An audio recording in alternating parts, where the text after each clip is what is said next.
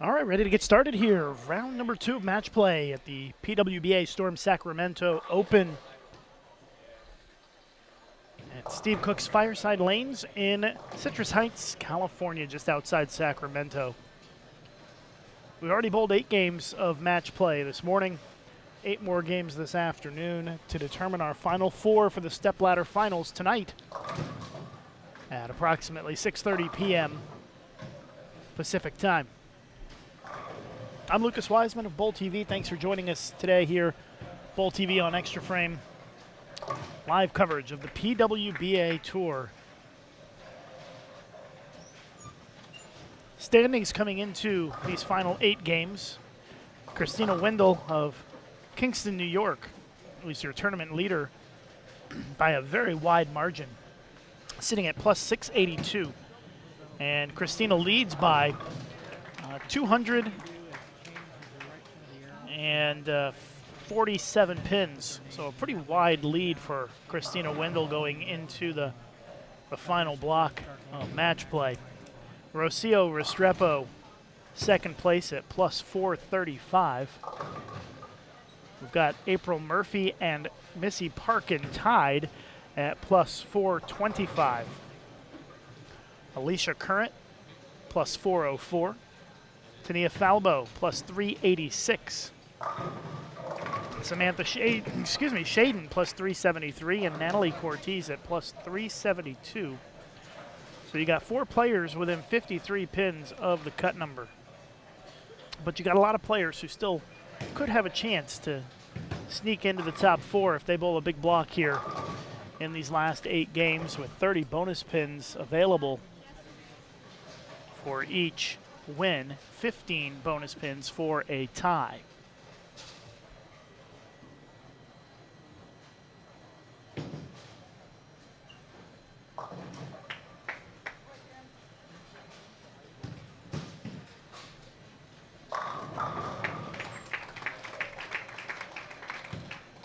So our matches to kick things off here. Brianna Caldwell against Alicia Current on 13 and 14, and over on 11 and 12, we've got Carrie Smith against Maria Jose Rodriguez. Bowling on the fresh again, 44-foot sport pattern. Most similar to London from the World Bowling Bank of patterns.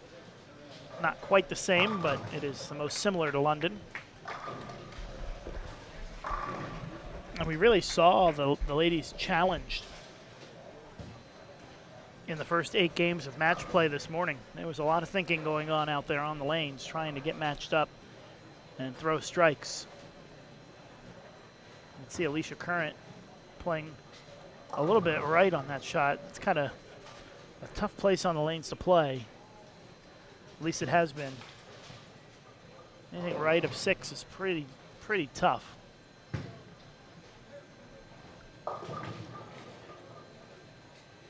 Carrie Smith, she's playing a little bit more inside. Her ball just doesn't quite finish, leaves the 2-pin. It's a long pattern, and sometimes a little bit hard to see your ball turn the corner.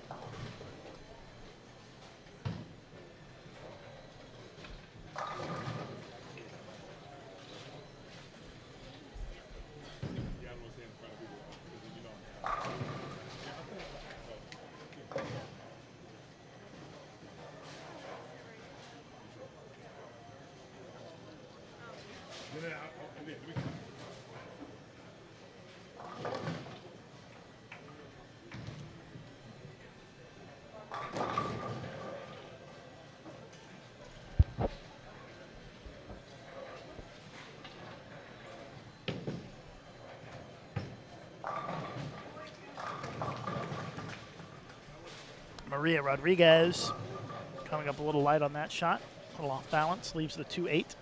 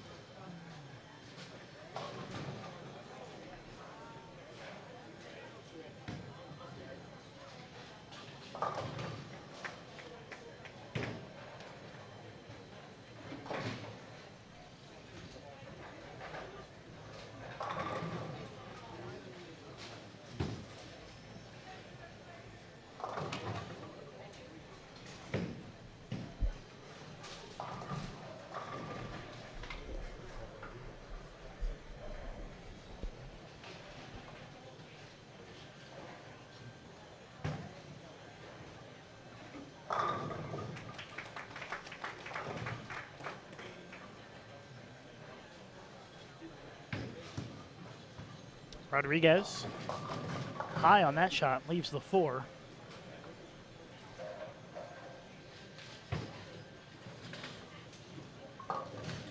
Open frame for Caldwell as she takes the 2-8 out of the 2-8-5, or 2-5-8, I should say.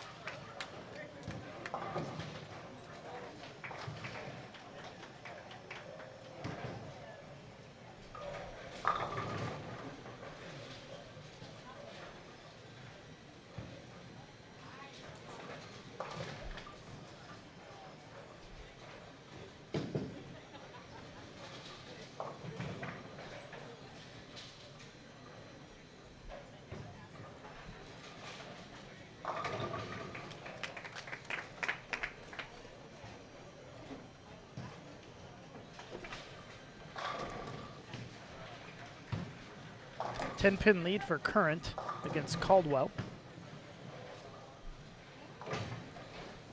Carrie Smith covers up her spare.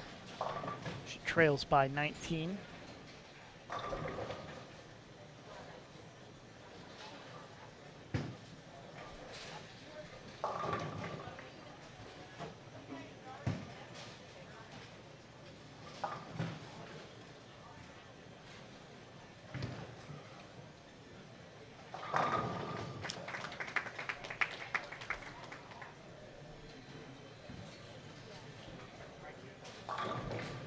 Double for Current.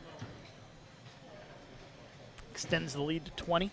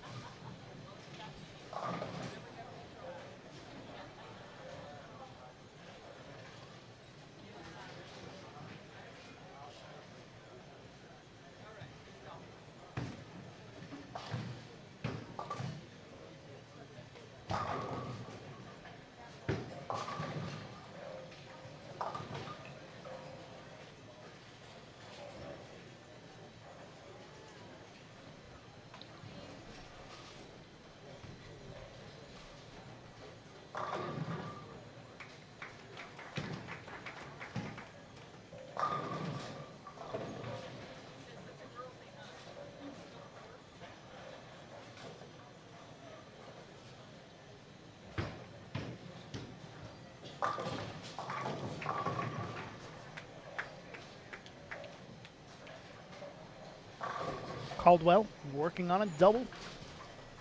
Sorry, working on an open. I looked at the wrong side of the scoreboard. 6th frame. And there she gets a strike.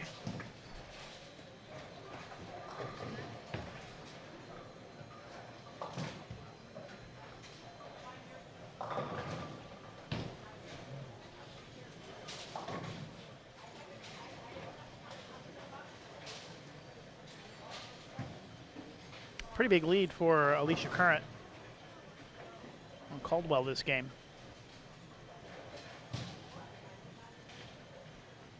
Those two players still both in the hunt to make the show. Current at plus 404, Caldwell plus 219. So Brianna would need a big block here to make it in.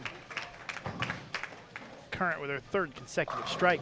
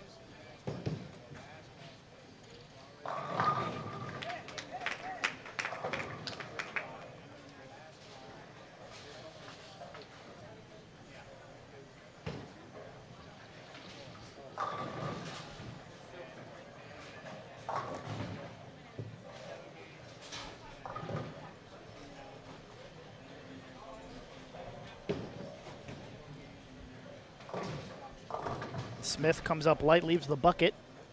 She's down by 24. Caldwell has opened twice on this lane, and in the first frame went 6 spare. Keeps her average first ball score on that lane at about 7, a little less than 7.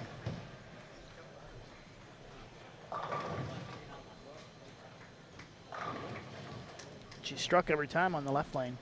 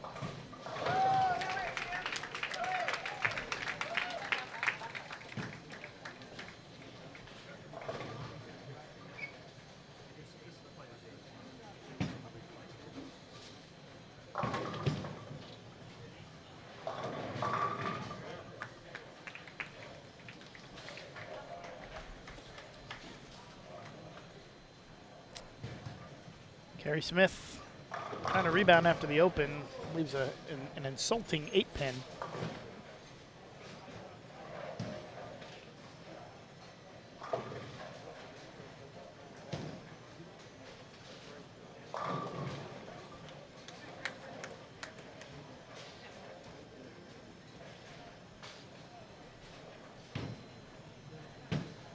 Looks like Christina Wendell is continuing to bowl well, showing no signs of letting anybody catch her.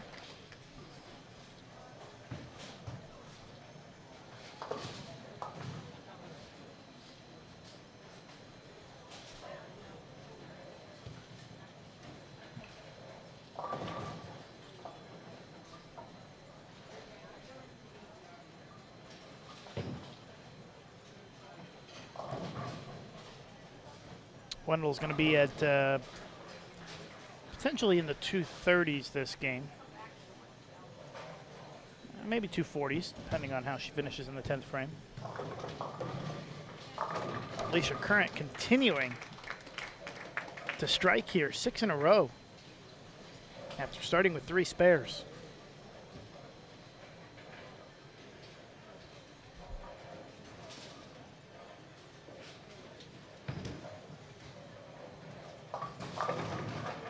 Rodriguez with a strike. Maria got off to a slow start this morning, but bowled pretty well in the last half of the block to get to plus 289.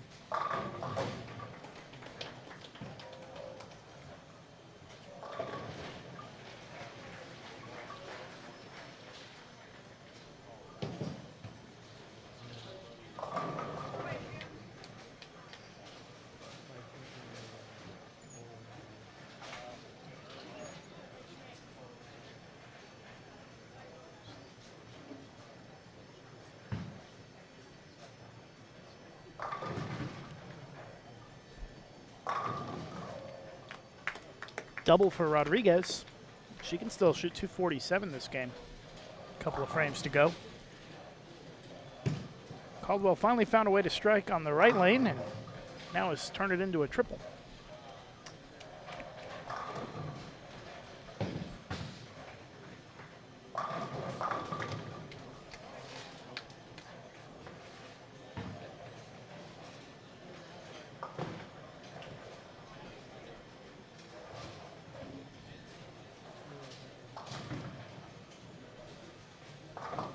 Bowling 8 games.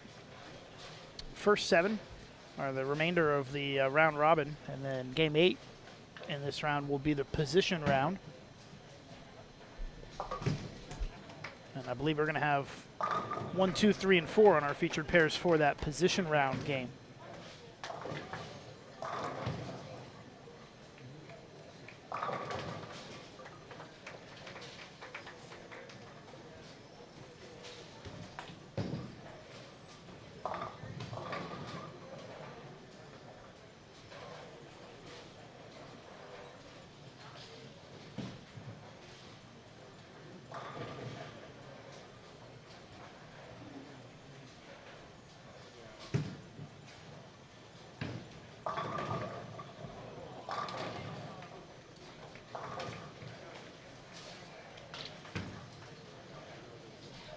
.193 for Caldwell.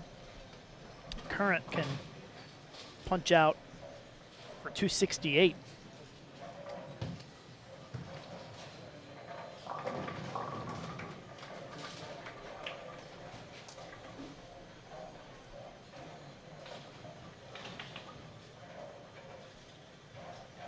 So here we go, 10th frame, Alicia Current working on a 6-bagger. And that one was a little right. She paid the price. 2-4-10 split in the 10th. Saw that made earlier today on our live stream pairs. Stephanie Johnson made it. Let's see if Alicia gives it a run here.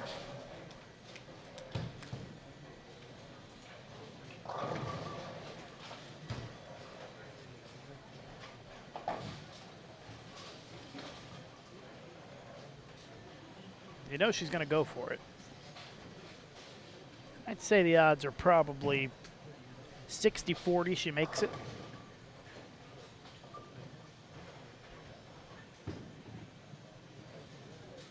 Not this time. Missed a little bit too far to the right. Open frame 233 for Current. She wins that game.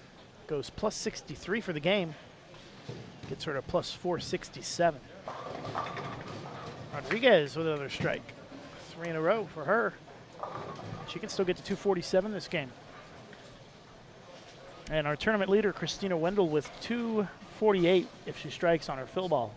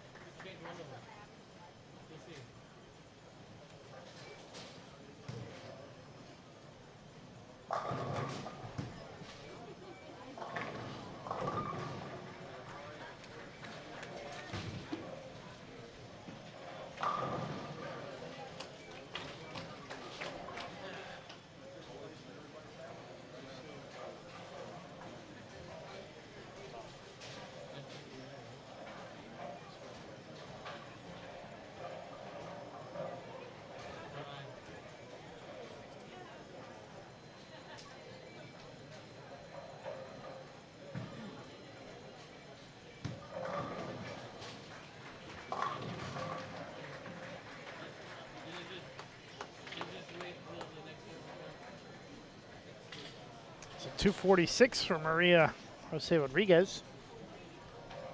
She picks up the easy win against Carrie Smith.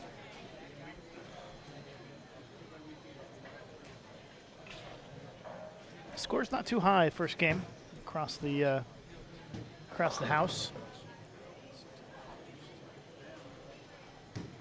So that'll be good news for Current and Rodriguez most likely, as they hope to move up the standings.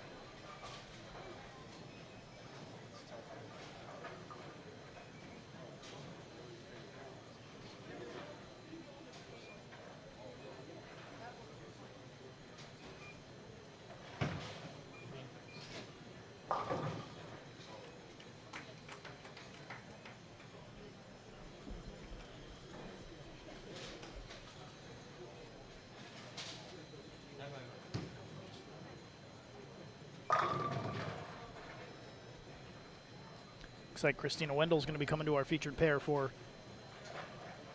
this next game.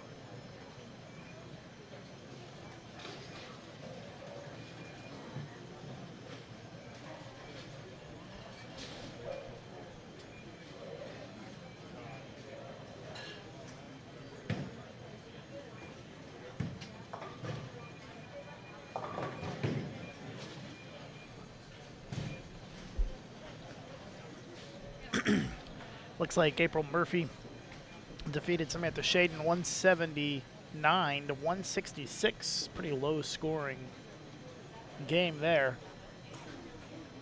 But Murphy comes away with the win. That match important because those two players are in contention. Murphy tied for third. Shaden 7th place coming into this second round of match play.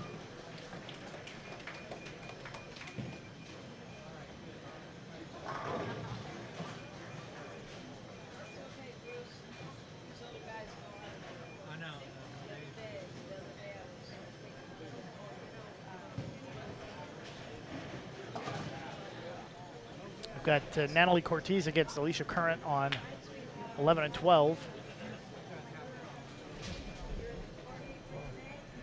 And April Murphy against Christina Wendell on 13 and 14.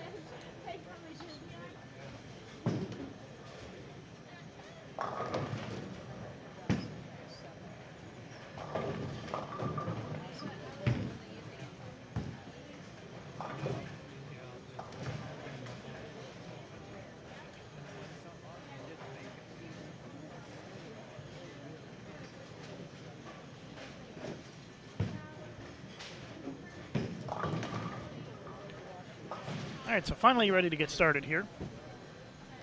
Murphy going to kick things off here for this next game.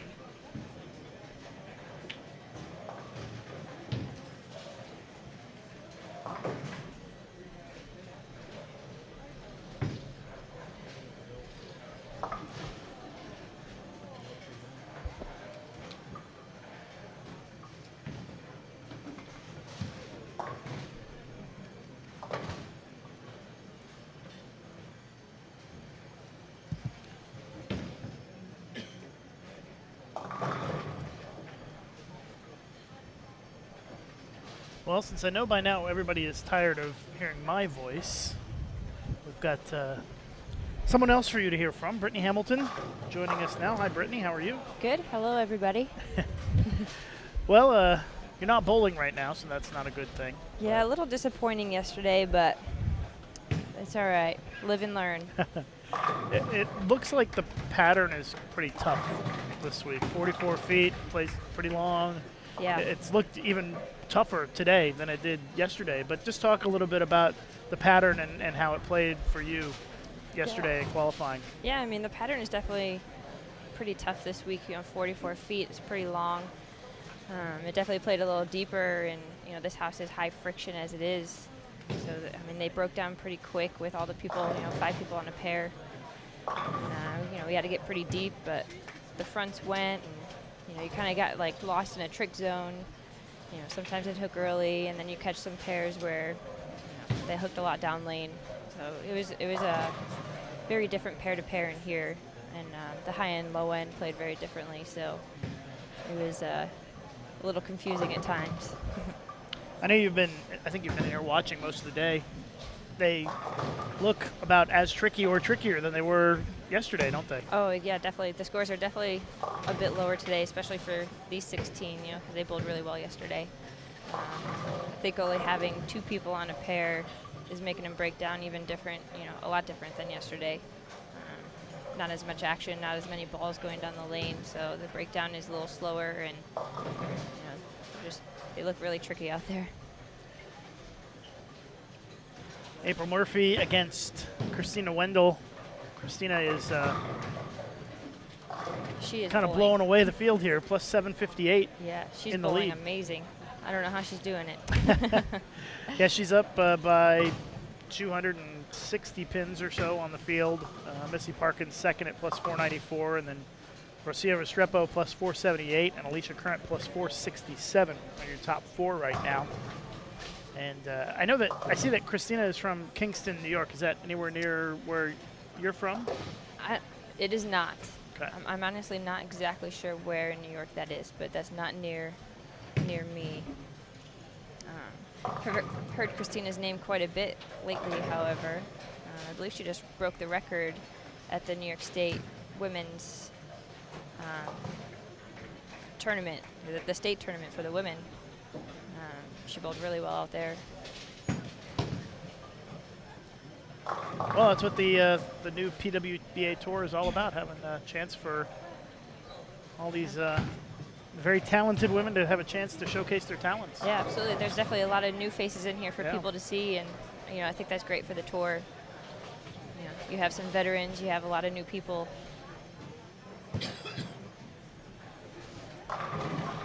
And how excited are you to kind of be out on the tour and finally get a chance to do this? I know we've talked about it now for a little while, and kind of the anticipation, and now it's finally here, right? Yeah, it's extremely exciting.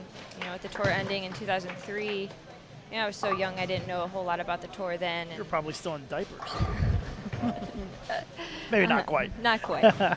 So I didn't know too much about the tour, and once I got into it competitively, there wasn't much to look forward to, especially after college bowling. There's no pro women's tour, and you have the couple majors and big tournaments that you can bowl, Team USA stuff, but with the tour back, there's something for us to bowl all summer long, and it's pretty awesome. They're doing a great job this week. A lot of it was kind of up in the air. We didn't know that we would have this big of a turnout. For all these stops to be selling out is really amazing. Have waiting lists and things like that. So hopefully you got your entries in for the tournaments. I did. Luckily. Almost all of them are sold out now, except for I think Detroit? Next week we've got maybe 4 or 5 spots left. Yep. And then Detroit is still 2 months away, so almost 2 months away, but it's gonna. I'm sure it's gonna sell out. It'll fill it fast. I'm sure. There's a lot of bowlers in the Detroit area, so I'm sure there'll be a lot of hometown people bowling that one. And then we've got the U.S. Women's Open, which has a big field. Yes. We've got a lot of lanes at Carolier, so. Yep. A lot of bowlers in the Northeast, I'm sure, will be coming out for that one. So, a very exciting summer ahead.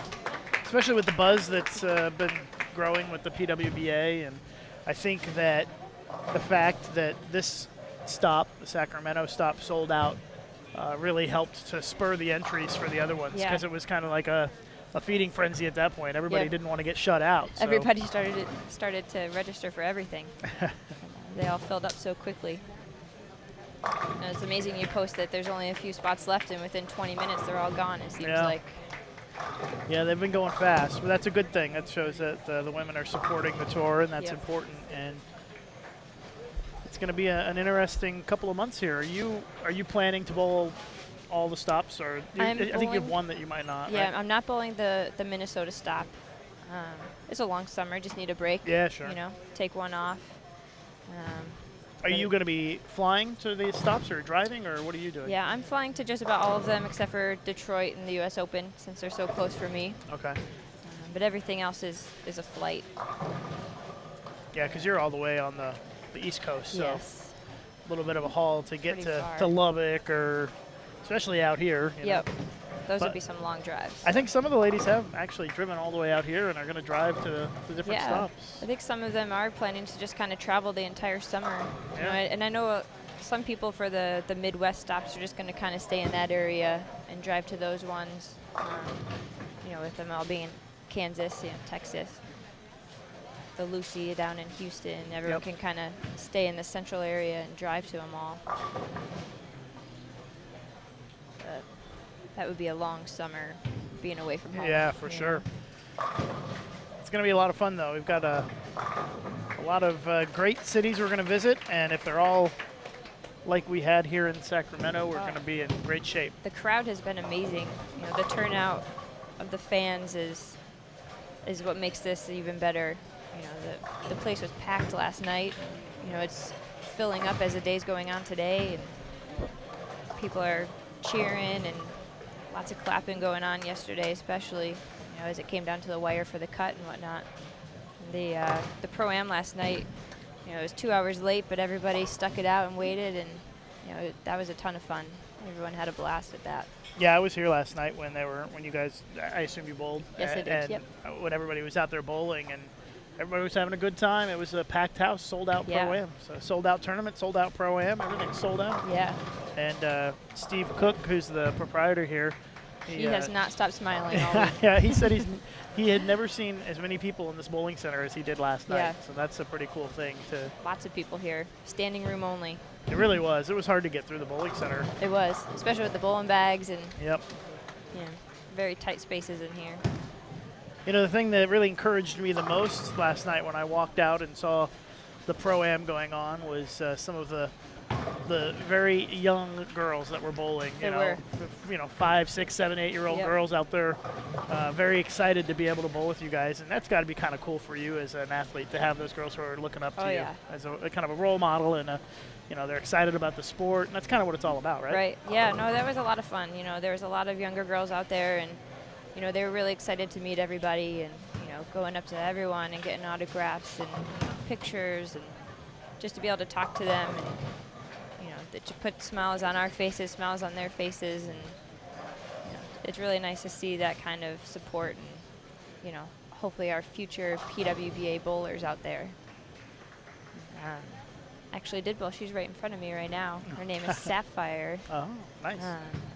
She's a two-handed bowler. Wow. Yeah. So maybe we'll start seeing some more two-handed females out there. I've seen a few in my travels, but they're few and far between. Yeah, we don't come by that very often. I have a feeling we'll see more and more as we move along. Definitely. With the young bowlers coming up, watching bowlers like Jason Belmonte on TV. Wendell with a double. She leads in this one by 17 against April Murphy. Britney Hamilton is our guest, Team USA member. Professional bowler. It's got a nice ring to it, right? Pretty neat to be able to say now. Yeah. And let's see, where did Britney finish this week? Do we want to look? 33rd. Oh, you missed the check by one spot. We're not going to talk about that. 2 stinking pins, huh? Yeah. It's just one of those days. Live and learn, right? Yeah. Long summer. Yeah. So, lots of learning experiences out here. Pretty incredible that it only took a 198.25 average to get a check. That shows you how tough the lanes are. They were very tough, yeah. It was a very talented field this week. We're missing some of the members that are in Japan, but still, it's a very, very tough field. Yeah, it was. And only 198.25 to get a check, and the average to make match play was 210.17. The averages, I think, have come down a little bit today from what they were yesterday. Yes, I believe quite a so. bit. So who have you been keeping an eye on today, Brittany? I've been following around Team EBI, watching Missy, Bree, Stephanie, and Maria bowl a little bit today. It looks like the pattern is pretty fickle because you can't really play right. And if you get it like, I don't know what board, I've been saying like 6 board. If you get it right at 6, it's toast. It is not no, coming back. No chance. But then if you're trying to play inside a little bit, it's hard to get the ball to turn the corner, or if you miss a little bit left, it's going to go through the face. So it's definitely very tricky. A lot of the down and in players have obviously, looking at who's in the top 16, definitely scored very well this week. Just not giving away the pocket, keeping it close. And, with a longer pattern, you would have thought that the real big hookers would have, kind of run it over a little bit. But with it just being so tricky trying to open up the lane, it made it tough. Right, I kind of thought the same thing when we had the practice and I was watching and we were told the pattern. I thought that the people with the high rev rates would have a bit of an advantage because I thought that everybody would break them down, around the track, and then they would be able to get left and just swing into the spot. But that didn't really seem to happen. It just never quite opened up that way. There were some pairs, towards the higher end that definitely hooked a lot more, especially down lane, which allowed you to get a little further left and have a little bit more room. But there was never really an area where you had room to miss right and left. It was kind of either one or the other. And it just made it really tricky for people to get comfortable in a zone and really be able to go off and score really high. It seemed like the scores got a little bit higher towards the end of the block. Yep. But we don't have that here in match play because there's not enough play. Yeah. So they never get to that point, really. Nope. Yeah, with only 2 people on a pair, right now during the match play, they're just never going to break down to that level that they did yesterday. There were a couple high scores. Maria ended last block with a 279, but she started the block not very well. Yeah, this morning she bowled pretty poorly the first few games, Yep. but didn't turn it up. She Right. made a big comeback in the last half Yeah, of the she block. did. Yeah.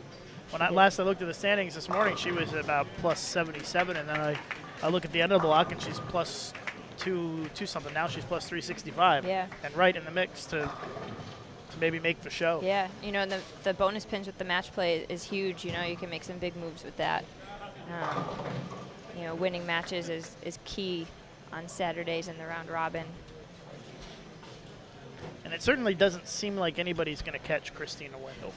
I mean, She's she still just, striking. just keeps plowing She away. just hasn't stopped striking. Yeah, I think it's safe to say she'll stay in that top 4 pretty easily and probably stay the #1 seed. Yeah, we've got the stepladder coming up tonight at 6:30, we hope. Hopefully it runs on time Yeah, today. they rolled a little bit slow this morning. Yeah. Kind of has me nervous about whether we're going to start on time, but they seem to have picked up the pace. I think a little pep talk by our tournament director, Damon Probably. Sirocco, has helped put the pace of play. Yeah. But Should it's be hard pretty when you're out there close. bowling for a title. You Yeah. want to make sure you make good shots. They want to take their time. They want to make sure they get all the pins that they can and don't want to rush themselves too much. But And plus, the lanes are hard today, which means that it's going to take even more time. Yep. More thinking, more balls going down the lane. yep, a lot of 2-shot frames out there today. And a lot of ball changes in the fill ball kind of stuff that Yep. kind of slows things down. Yeah, definitely. A lot of ball changes. There were a lot of balls drilled this week. Yeah, I was wondering if they were going to get a workout on the truck out there. I think he was Be curious to know how many balls they drilled out there. he was pretty busy. I think, you know, between squads yesterday, the practice sessions, and even today, I know a couple people drilled up a ball in that break there. With the lanes playing so different today. Britney Hamilton is our guest. I'd kind of been looking around for somebody to convince to come and sit with me for a bit.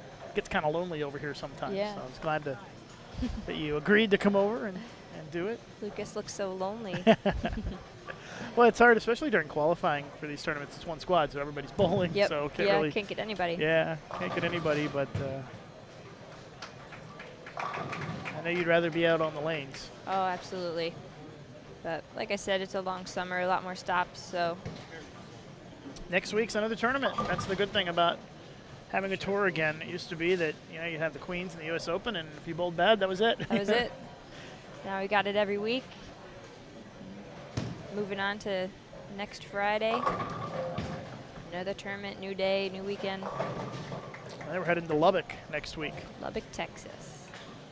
Well, you will be. I won't be there. I'll be at Junior No? Gold in Oh. Chicago. Yeah, Matt Canizaro will be doing the live streaming next week Ah, for the PWBA event. all right. So make sure you give him a hard time. Oh, absolutely.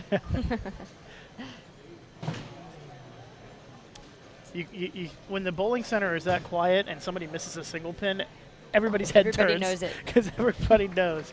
Missy Parkin just whiffed a single pin, and you can just hear the ball hit the back of the pit. Yeah, you get a lot of the fans saying, oh. Yeah. I don't expect you guys to make a high percentage of your single pins. You Oh, do yeah. make Yep. a high percentage of them. So when When one somebody is missed. misses it, it's a big deal. Yeah, It doesn't happen that often. Although with as mentally trying as the pattern is today, it sometimes can cause more unforced errors. definitely. Miss easy spares. You know, when you're not striking or you're getting into the pocket, you can't get your ball to go through the pins right, and you're leaving some corner pins, you start to get in a mode where you try to make your ball strike, and that's when a lot of mistakes happen. 6 counts or splits, washouts. I definitely had a little bit of that yesterday, trying to get the ball to strike, and then you make the big mistake. I'm definitely seeing a lot of that today too. Certainly seems like the 3-6 pocket has been taking a beating this week. Yeah, a lot of washouts, a lot of light hits. I've seen the 1-2-4-8 more times than I can count. Nice shot by Current. She can get to the 230s this game. She's bowling pretty well today too. Go 234 if she strikes out, and Natalie Cortez can get to 223. So it's an important shot coming up here for Alicia Current. Yeah, definitely. 9 spare would be a tie. be potentially a tie, yeah. So a strike here would give Current the win. Like we said, those bonus pins are so important. Yeah, especially with Alicia sitting in 4th place. Yeah. So let's see if she can Natalie get the strike. Cortez not too far behind. Well, she gets 8, and that means that Natalie is going to have a chance to step up and win. And you hear some cheering. That's for Brianna Caldwell, who has a big string of strikes. Started with 3 spares in a row. She can go 268 if she strikes out. She needs a lot of big games down in 14th place. Yeah. You know, Natalie Cortez is another one of those young up-and-comers. And she had a really good showing out at the Queens a couple weeks ago. She's bowling really well here. It's just an opportunity for the younger generation for us to kind of show our talents and, you know, actually have a chance in a showcase to get out there and compete. I'll tell you, the fans here are desperate for a 300 game. I'm not sure they're going to get it. There's not been one yet. There hasn't. We've been close. We had a front 8, a front 9, I a think front Deandra 10. had front 9 yesterday. Yeah. April had the front 10 this morning. Okay. Out of the box first game and left a 7-8. Ooh. Came up light. You know, a couple of pins fell.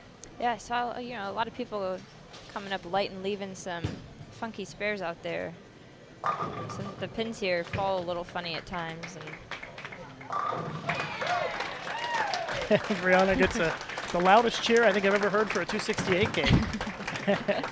That shows you, these are some savvy bowling fans here. They know how tough the lanes are and how hard it is to string that many strikes together. Yeah, 268's a good game today. The fans are really getting into it. You know, they see someone struggling or not getting the breaks, and you hear about it. You know, the oohs and ahs, and they love those strings of strikes. That's good to see, though. You want the fans to have a good time and enjoy Yeah. it. So far, they are. Tournament leader, Christina Wendell, with yet another strike. She's going to be in the 220s this game. It makes it more fun when the fans are cheering and clapping and having a good time, and instead of sitting quietly and not really cheering too much. Right.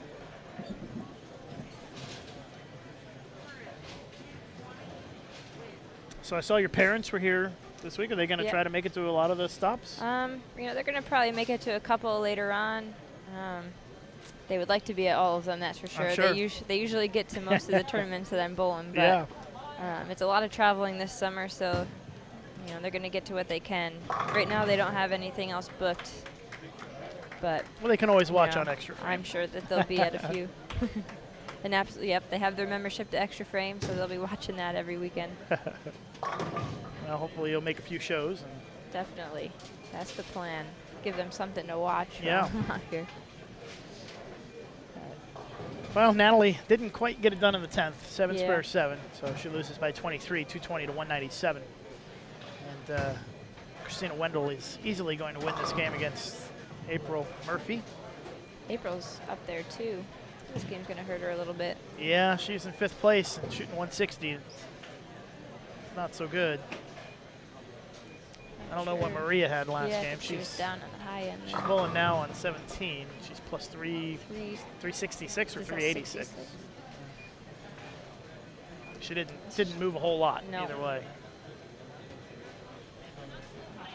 And looks like Parkin is plus 467 now, so she gave back some pins.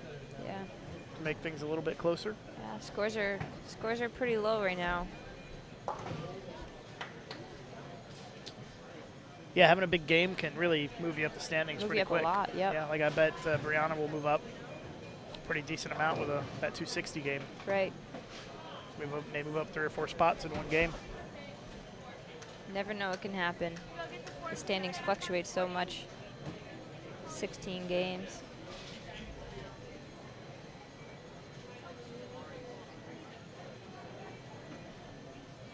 Just waiting on them to spot the pin for April. Looks like April's going to go over to 11 and 12 for her next game against Stephanie Johnson. Looks Looks like Stephanie's at plus 317 now. She's dropped a little bit scruffed today. that. Yeah. Yeah. But she made some pins up that game, but Yep. she's dropped a little bit in the standings. She was She a little did. higher. She was in what, 3rd or 4th place earlier today, right? Yeah, after qualifying, she was 4th. She was in 4th. And now she was in 11th, but she must have made up quite a few pins.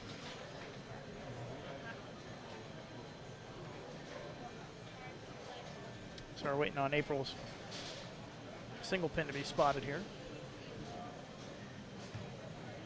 Her CO is 576. She must have shot 270 that game too. Yeah, she must have. A couple big scores in the last game. It's going to be bad news for April, I fear, Yeah, because that gap is going to she It's gonna started grow. 179 the first game. Oh, she won that game though. Yeah. Samantha Shaden opened in the 10th, Okay. and April was able to win game 1. Yeah, it looks like they're spotting that pin now. April still got plenty of games left to make that one up.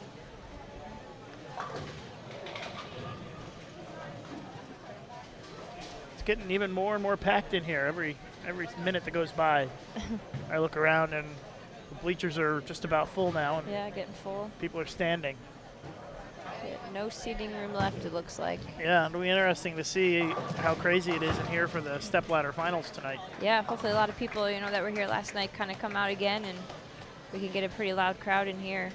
I think we will see a big crowd. It doesn't cost anything to get in, Yeah. so that has helped to increase the number of fans who come to watch. Yeah. Yeah, this is great. The support has really been awesome this weekend. And the staff here at Fireside Lanes has been awesome as well. And Looks like it's going to be Falbo against Power on our featured pair 13 and 14.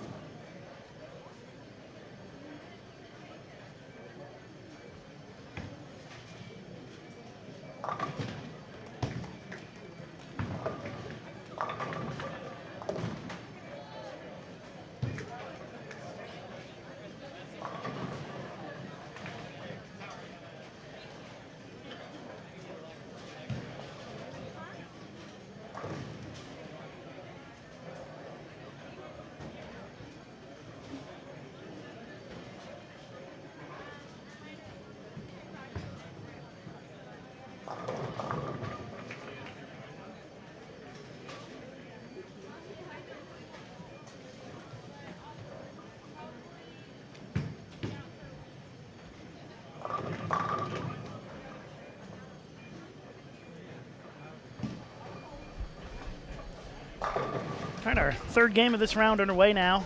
Johnson against Murphy. Falbo against Power.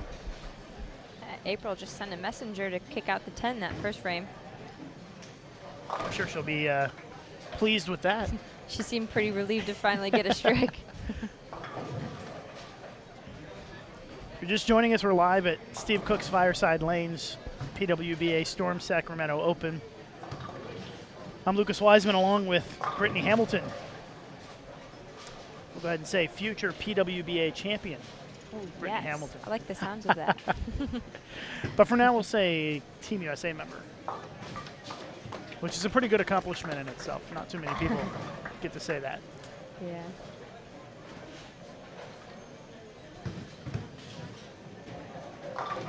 Very exciting for Team USA. I believe Kelly Kulik made the top 4 out in Japan.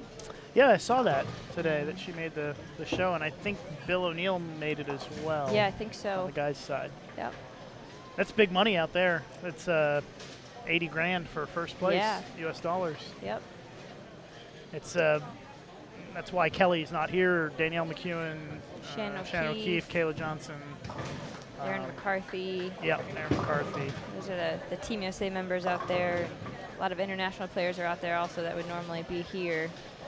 Yeah, and that event was set up as a showcase for the Olympic effort. Yep. And so they had 55 countries show up, which is absolutely incredible for just kind of a standard Oh, definitely. regular event, a non, WTBA or World Yeah. Bowling Championship It's a huge event. showing, That's pretty good. To push our efforts for the Olympics, to get all those countries to get out there and support that tournament and support the effort is great. Crossing our fingers for exactly. Olympics.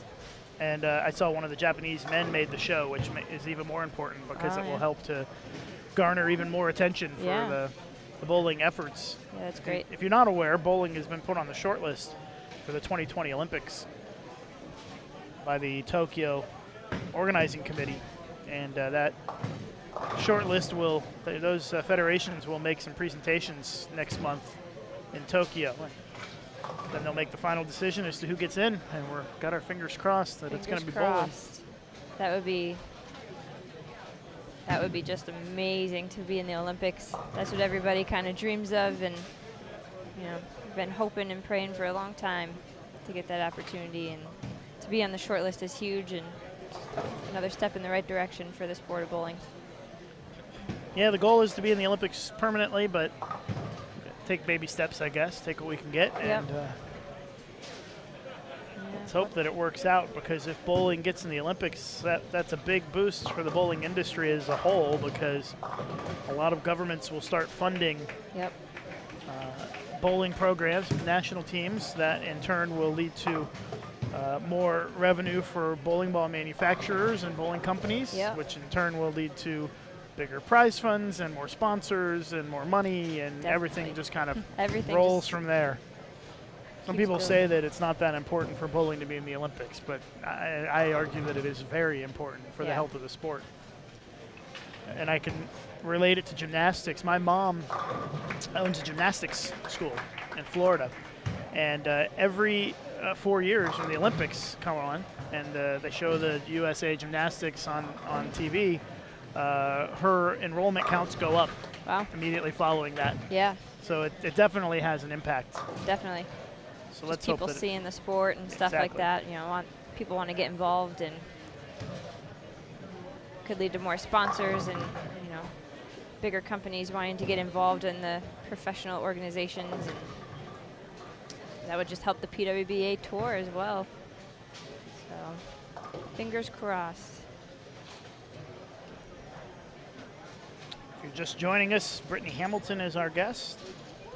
Hello, everybody. I think you've been on live streaming before. I'm Maybe not at sure. the World Cup. Oh yeah, the World Cup. Yeah. When was that? Poland? Is that where that Poland was? in November. Yeah, this past November. World Cup this year is in Las Vegas. Yep, I'll be there. Another trip to Vegas. Another one to Vegas. Yeah.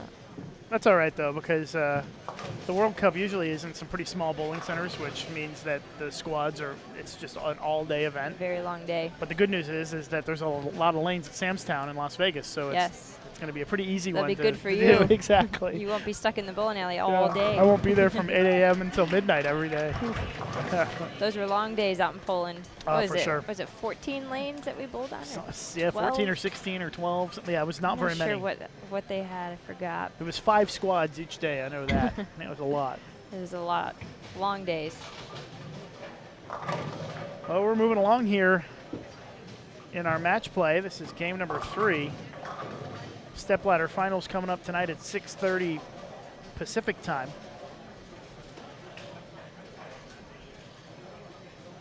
Don't see too many. Oh, no. Tania's striking a little bit down here. Not too many strikes out on the board right now. Well, it looks like we have an update on the standings. They've been doing a good job getting them out pretty quick.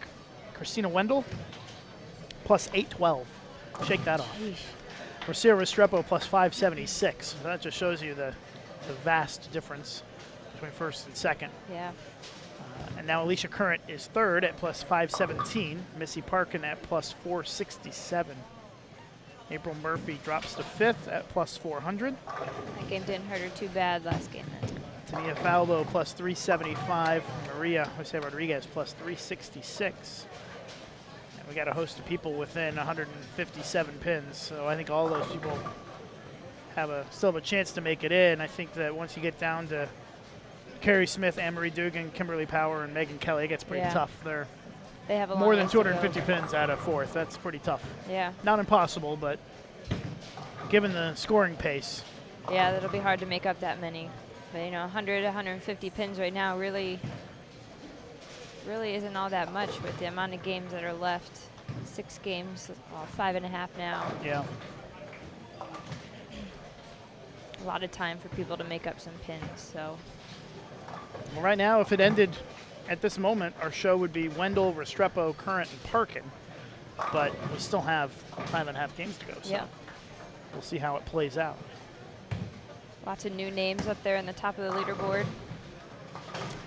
Yeah, for sure. It would be interesting to see. I think that April Murphy is the only non-member in the top 10. Let's see, who else is a non-member? Maybe Kimberly Power. She might be a member, actually. She might be, actually. Yeah, so April might be the only non-PWBA member. I can look. I've got the list. How many members do we have in total? There's 97, I believe, including Hall of Famers. Hall of Famers get they're free automatic. entry. Yep. So, but they have to opt in. Okay. Let's see. Kimberly is not a member. So 2 non-members. Yeah, so I think it's 2 non-members. I think everybody else is. Yeah. Of course, that's significant because if you're a member and you win this, you automatically are in the Tour Championship. Right. And if you're a non-member and you win this, you don't get that spot.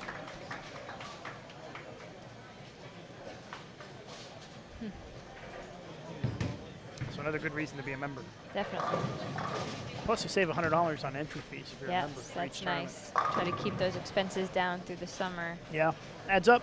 They $700 or whatever, of course. Makes more than pays for the membership. Yep. There's Power. Kimberly's kind of a local bowler. I've seen her quite a few times. She's a big bowling fan, watches live streaming a lot from San Leandro, California. Kimberly was taking lots of pictures yesterday. She has her big camera, Yeah. and she's running around taking lots of pictures of everyone. And I already talked to her yesterday. I said, hey, can you send me some pictures? Because we don't have a photographer this week. I said, if you don't make the show, maybe you can take some photos. yeah, she was taking pictures of everybody at the Pro-Am, and hopefully we can get those posted or that would be cool. Available to everybody. Stephanie rocks that 10-pin, but it stays up. Lots and lots of corner pins this week.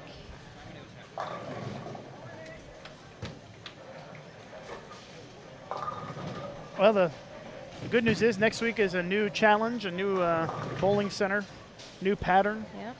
Won't know the pattern until practice day. Yep, Thursday we'll find that out. keeps you on your toes, not knowing what the patterns will be. Just got to be prepared for anything. So will you ship your equipment on the truck? Yeah, I Your put a bowling balls? few bowling balls on the truck. Luckily, like you said, my parents are out here and my niece came too, so I was able to get quite a few bowling balls out here without paying the extra baggage fees. Nice. So I took advantage of them coming and put some bags onto the truck. So maybe you don't have to take so many back with you to right. New York, right? Yes. It'd be nice to travel without so many bowling bags. Oh, it'd be great. Same for me. The live streaming equipment goes on the truck, so I don't have to very nice. tote it from place to place. All It'll your be nice. suitcases every week. It'd be nice to get on an airplane with just a carry-on, not have to check a bag for once. Yeah, that'll be great. Yeah, there are often a lot of player services for all of us out here too. Having the truck is great. To have the balls go from stop to stop, it just really helps all the women bring as many balls as we can and not have to worry about paying those extra baggage fees at the airports. Those add up so quick. Oh yeah, for sure. I think that's why a lot of the ladies fly Southwest, because it the allows free you bags. free bags. All right, we're in our third game of 8 here in our afternoon match play session. The last game in this round is going to be the position round. I believe we're going to have 1, 2, 3, and 4 on the featured pairs for that position round. Although it sure seems like our top seed is going to be pretty set. Just about a guarantee on that one. And you can follow the live scoring at pwba.com/live if you'd like to see any pair in the house.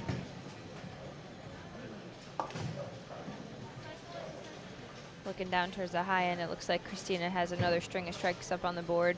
Looks like she can go 224 if she strikes out 9th and 10th. Just spared in the 8th. Oh, okay. That was Anne Marie with the that's who she's bowling, yeah.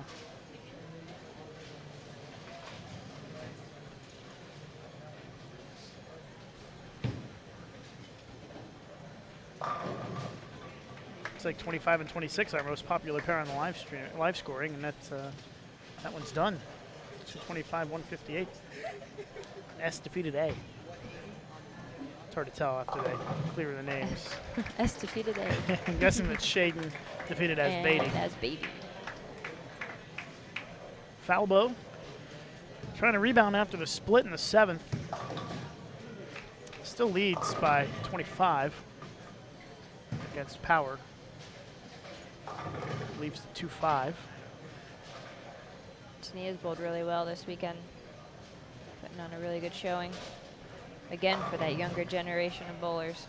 Yeah, and maybe not that many people know who she is, but I think they will soon enough. Yeah. She bowled at Maryland Eastern Shore, won some national titles there, and was a pretty strong bowler in college, Definitely. as you know. Yep. Pretty sure you guys went up against each other a little bit? Or yeah, actually, crossover. We bowled against UMES on the 2011 National Championship show. And you went to Vanderbilt. Yep. We fell a little bit short that year. And UMES definitely was a powerhouse for quite a few years there. Like you said, winning multiple national titles, NCAA and intercollegiate. Yep. Yeah, they won them both. Are you still involved in college bowling? Now I'm not, but I did get my master's degree at Fairleigh Dickinson University. And you were helping out with that program while you were So I traveled doing with them, and that was a lot of fun to be on the other side of things, not be a player and be a coach. And I had a lot of fun working with the girls and traveling and being back involved with college bowling again. But for now, those days are done. I'm sure I'll find a way back into it again at some point. Can't seem to get away. Britney Hamilton's our guest, and are you planning to try to kind of find a real world job, or see what happens with the bowling? I guess I kind of wait, I guess, until after the summer's over. Start searching for jobs again. With the tour this summer, kind of want to focus on that. But I want to work in collegiate athletics, hopefully as a advisor for student athletes, an academic advisor. That's kind of my main goal, is what I want to do. I love the college athletics scene and love being around that. So Sounds interesting. Eventually I'll get back into that again. The master's degree was the first step. Now the tour. Looks like Megan Kelly shot 241 and beat Alicia Current, who had 224. That's pretty tough when you shoot 224 and lose. Especially right now with these scores. Yeah, 224 is going to win a lot of games right now. Missy Parkin's going to beat Maria. Maria can only get 211 to Missy's 214. And now Maria just left the 10 pin, so she'll be in the 190s.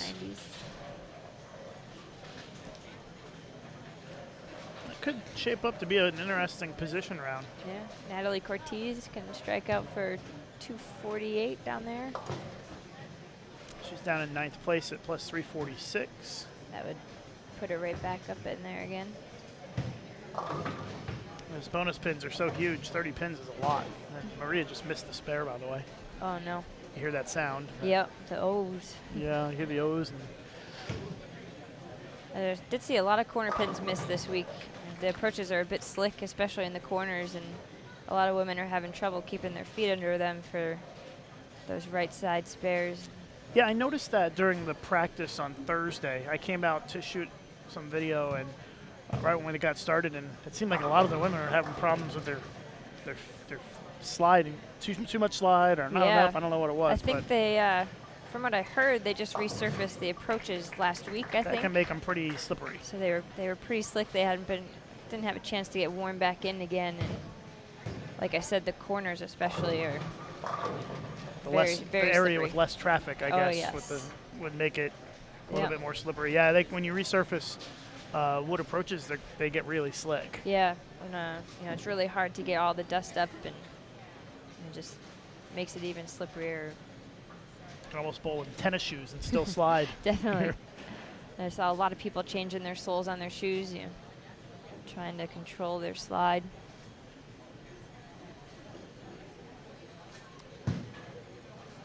Falbo can strike out for 211. Brianna Caldwell, 238 down there. She's trying to make a run. It's off to a good start. She's got a little ways to go, but like we said before, lots of room to move up there. Shot like 700 scratch for the first three, pretty close to it. So that's pretty big number. Winning 2 of those matches. Yeah. The extra 60 bonus pins. Tania with the win here. Get herself back up close to the top 4 there. And April struggling again this game. A little bit. She can't get anything going right now.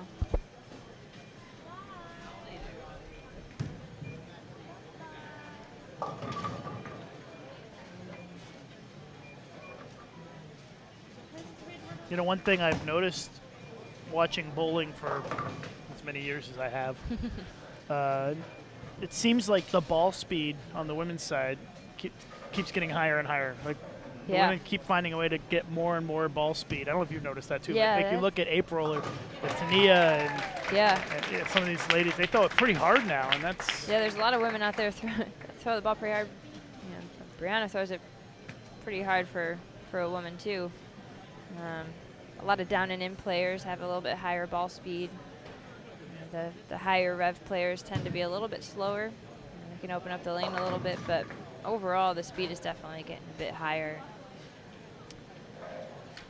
Not exactly sure what the cause of that is, but even myself, a little harder and harder. I think ball speed this week was really key, to get that carry and the ball to go through the pins the right way. Right, exactly. It almost seems like you don't want to throw it as hard on this pattern. But with the approaches being so slippery, you couldn't keep your feet under you. It just made that speed a little bit faster too. Hard to keep your feet slow and post it at the line. And you watch somebody like Steph, who's got a lot of finesse and is very, very soft at the bottom. And very smooth, perfect strike. Yeah. Stephanie can strike out for 214. Looks like she's in good shape to win this game.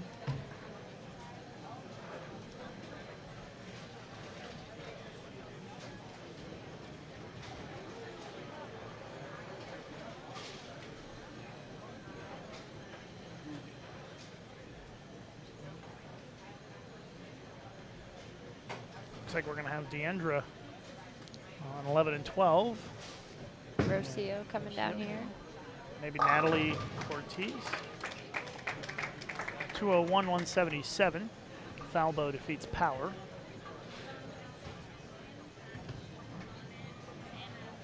Another corner pin for Steph. Looked like she got that one just a little bit right. So you're talking to herself a little bit.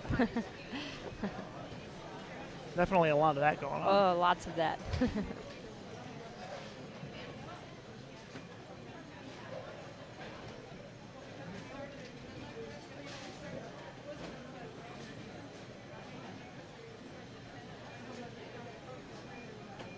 She makes a spare here. She will get the win. And she does. Best April could shoot is 185.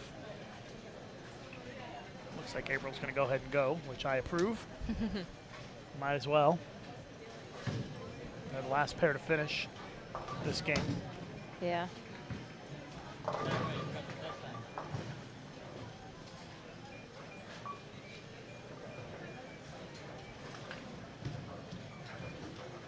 Natalie versus Rocio.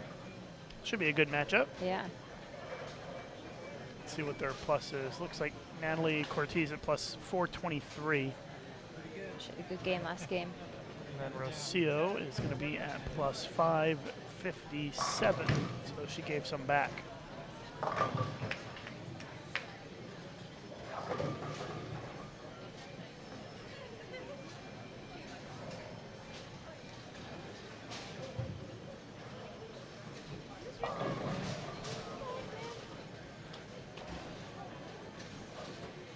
I think that Rocio probably still in second place, but Alicia Current narrowed the gap a little bit because Alicia shot 224 and lost, which would put her at plus 541, so about 16 pins back of Rocio if that 557 is right for Roe. Yep. Not sure what Missy shot that game. I don't know where she was. Well, the good news is we'll find out pretty soon because Yep. the scores are updated Yeah, they within do it very seconds. quickly. That's been real nice. Oh, we're getting our picture taken. I have a feeling that's going to show up in the bowling news or something.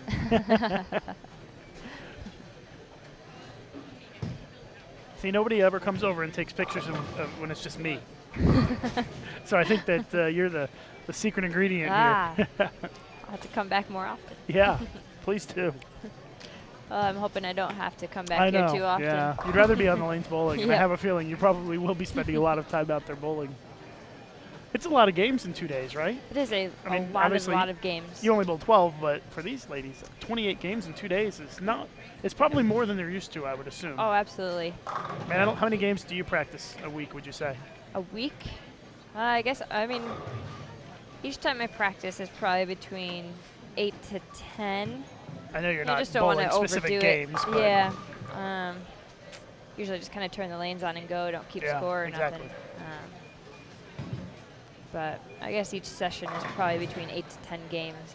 And how many sessions a week do you try to get on the lanes? Depending on kind of what's going on, you know, we have a lot of tournaments and stuff. It's more often, 3 to 4 times a week or whatnot. I mean, this summer it's going to be hard to. You don't want to overdo it and burn yourself out and stuff this summer. So I'm sure the practice sessions will be a little less frequent in between the stops. Give my body a rest and my hand a rest. But So will you practice, you think, between now and when you go to Lubbock? Or will you just kind of take maybe it one easy? time, I actually talked with my coach yesterday, and we're actually going to have a mental practice day and just kind of talk some things out. A little frustrated with how I did yesterday, and just take some time to talk it over and, go through what I think about when I'm bowling and stuff. And I think that's more important for me right now than getting out in the lanes. I don't feel like I'm throwing it too bad. I just got to get the mental game intact. And That's what I was going to ask you. Do you feel like you physically were throwing the ball? You feel like you physically were throwing the ball well, but just couldn't get matched up? Or? Yeah, I couldn't. I just couldn't seem to find, kind of like I've been saying, the right motion through the pins to get them all to fall. Get a couple strikes, and once I finally felt in the groove and got comfortable again, is when I start getting some 9 counts in there, and then getting frustrated with the 9 counts, try to force something to happen. That's when the split or 6 count happens, and kind of mess up the game a little bit there. Just got to kind of figure that out, and it's a work in progress. The different patterns and stuff. Just couldn't match up to this one. Doesn't mean it's gonna be like that all summer. Yeah, it's gonna be different every week. We'll I think a lot of the decision on the pattern will be made based on surface, I guess, like it was this week. Yep. And that's all done by Kegel, our official lane maintenance provider. Yep. So thanks to the folks at Kegel for making sure that we have only the best out here. Yes. Putting the lanes out. Yeah. Thank you to all the sponsors. Without them, this tour wouldn't be able to happen. So, we're all very thankful for everybody involved. Getting this tour back up and running, and there's a lot of buzz, a lot of excitement about the tour this summer. Everybody's thinking, and we just couldn't be more thankful for everybody that's involved in everything. The fans, especially, like I've said before, the fans this week have been great. The bowling center's packed yet again today. It is, yeah. And we're not even to the most exciting part yet. I know, it's still building up. Yeah. I think that it's going to be a really fun environment for the Stepladder tonight. I think so too. There's been a lot of people that are just very excited that the women's tour is back. Like I said before, I was so young when it folded the first time that I didn't know, how many people followed it and, loved women's bowling, and now that it's back, we're seeing all these people come out and support it again. And it's not just the the people who remember the tour from a dozen years ago. It's the young people who are coming out. Yeah. The number of volunteers here this week. They had a lot of their youth bowlers here. A lot of youth bowlers out here. Yeah. They were all so excited to be doing the scores, and they're waiting outside the locker room asking if we need any help bringing our balls onto the lane. And well, that's nice. Yeah, it was. Can we help you bring your balls? And yeah, that's cool.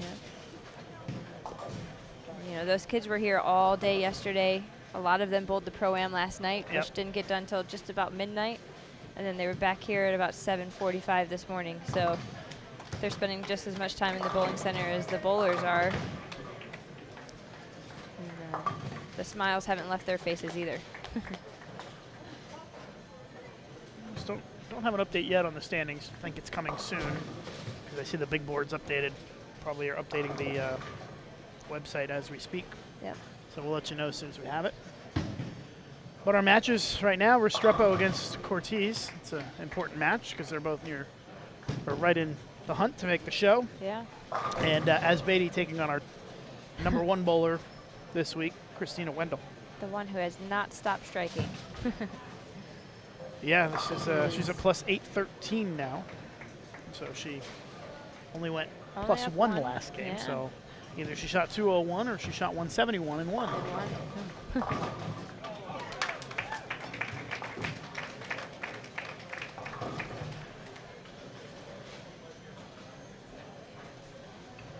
Just caught a look at the board on the high end. It looked like Natalie is in 5th place now. 5th place now, yeah. At plus 423. It's about to go back up to the top. Yeah. Christina, Rocio, Alicia, and Missy.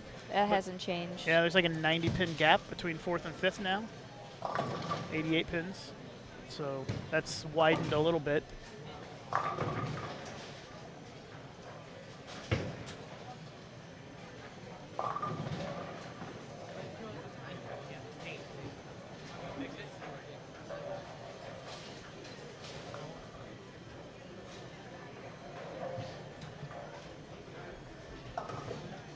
We're just cruising along here, waiting for the position round and the step ladder today. It's a very compact schedule for the PWBA events. Just a 2-day event, really. You guys had a a practice on Thursday. Sweeper. Who won the sweeper? Do you know?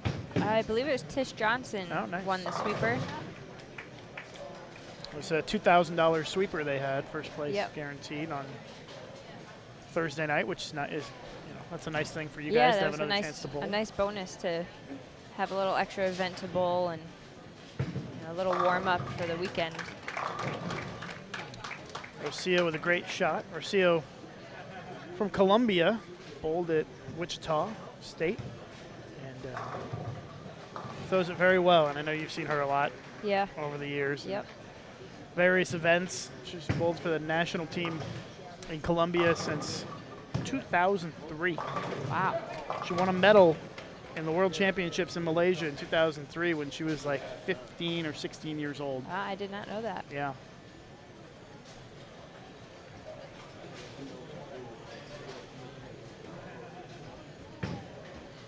Rocio, I believe, started bowling when she was a little bit older. A lot of people out here started bowling when 3, 4, 5, 6. I think Rocio is like 11 10 or 11. Yeah, and so then she very quickly became very good and won a world championship medal shortly after that. Yeah, that's very, very impressive. That just shows you the type of person that Rocio is. If you know Rocio, you know her personality type is very hardcore, work hard, workaholic. Yep, very competitive too. She was saying she's always in the bowling alley practicing. Bowling is kind of her career and what she does. She travels a lot, like you said, with Columbia. So that's what Rocio does day in and day out. It doesn't matter what Rocio does. It could be bowling. It could be working out. Yep. It could be driving her car. She does it like at 1,000%. Yes. Maximum level. She will be the best. Yeah, exactly. But that's kind of the mindset you have to be, I guess, to be an elite athlete. It's given her lots of success. So. For sure. Baby split for Natalie. Let's see if the scores are updated yet. Not yet. I don't want to give you the updated ones online. No. I'll just read it from the big board.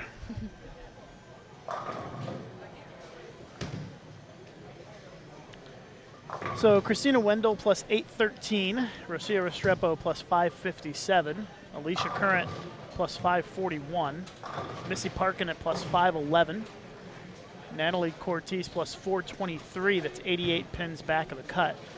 Samantha Shaden plus 418, 93 pins back of fourth. Tania Falbo plus 406, that's 105 back. And April Murphy now has dropped all the way to ninth place at plus 375, 136 pins off the show. A couple of big scores from some of our leaders that game to widen the gap a little bit.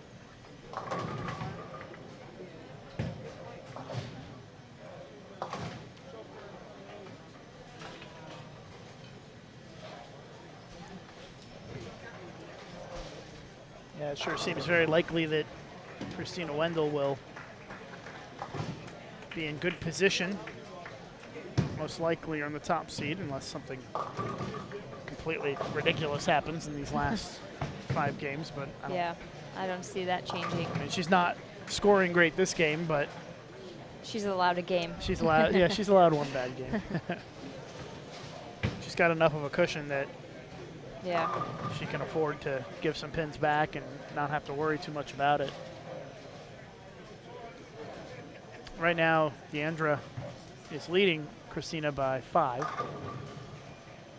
As Christina steps up in the 6th.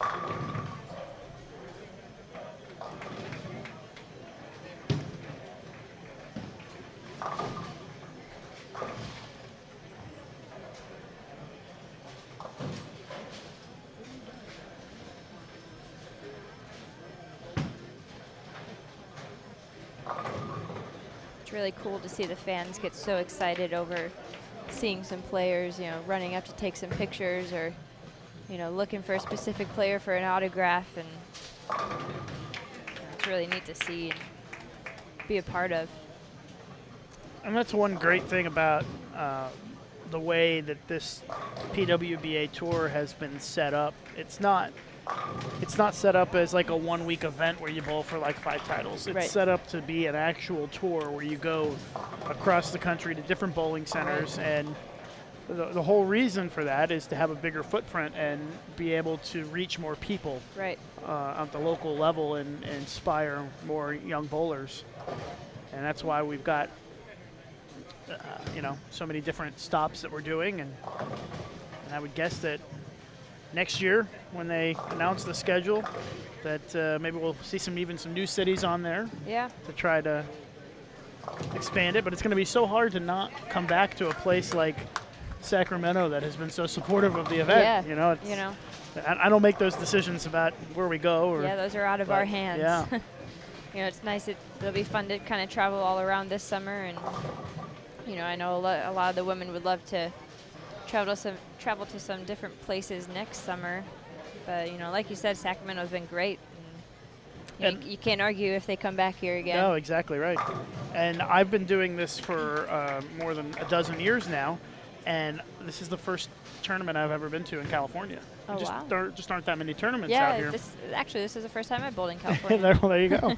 Yeah, I mean, the PBA has gone to Fountain Valley down south, Southern California a few times, but not that many. Yeah. Not that many tournaments out here.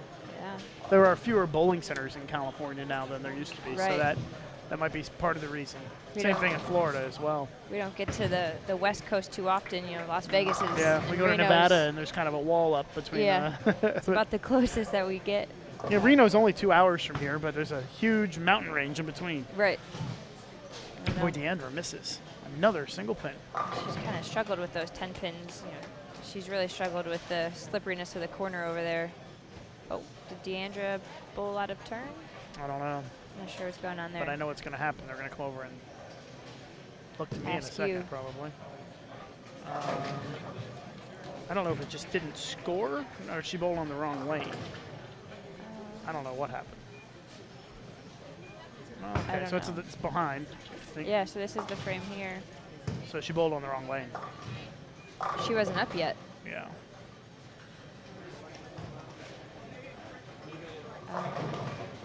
Unless it didn't.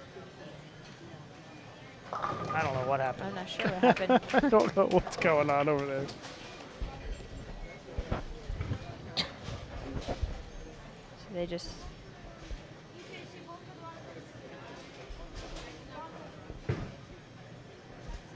Not sure they know. They know what happened Oh, either. I think, see, it shows that Deandra, Oh, so she was. Yep. she was up. Yeah, she struck in the 7th, and it didn't score it right. Yes. And I think that screwed it up. Yep. So she did bowl as she was supposed to, Yes. but the scoring system got jacked up when they had the score correction. Right. The scoring system is very fast here. It scores the pins very Very fast. quickly. And so if a pin falls late or something, it almost always Yeah.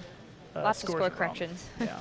But I think it might be they may have done some enhancements to their scoring system here, and maybe they're still tweaking it. Yeah. Because they've got all new monitors in here, which is nice. Yeah, the bowling center is. It's an older bowling center, Yep. but it's a nice bowling center. Yeah, they definitely keep it up very well, and you can see a couple of little upgrades that they've done, and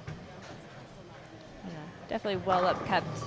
Yeah, it's got some some of that old school bowling charm here. It's got Yep. the kind of the old school seating and the settee, and then the old school little desk where you can write down your scores. Right. Where like it used to be where It a looks like a telescore little was. school desk. Yeah.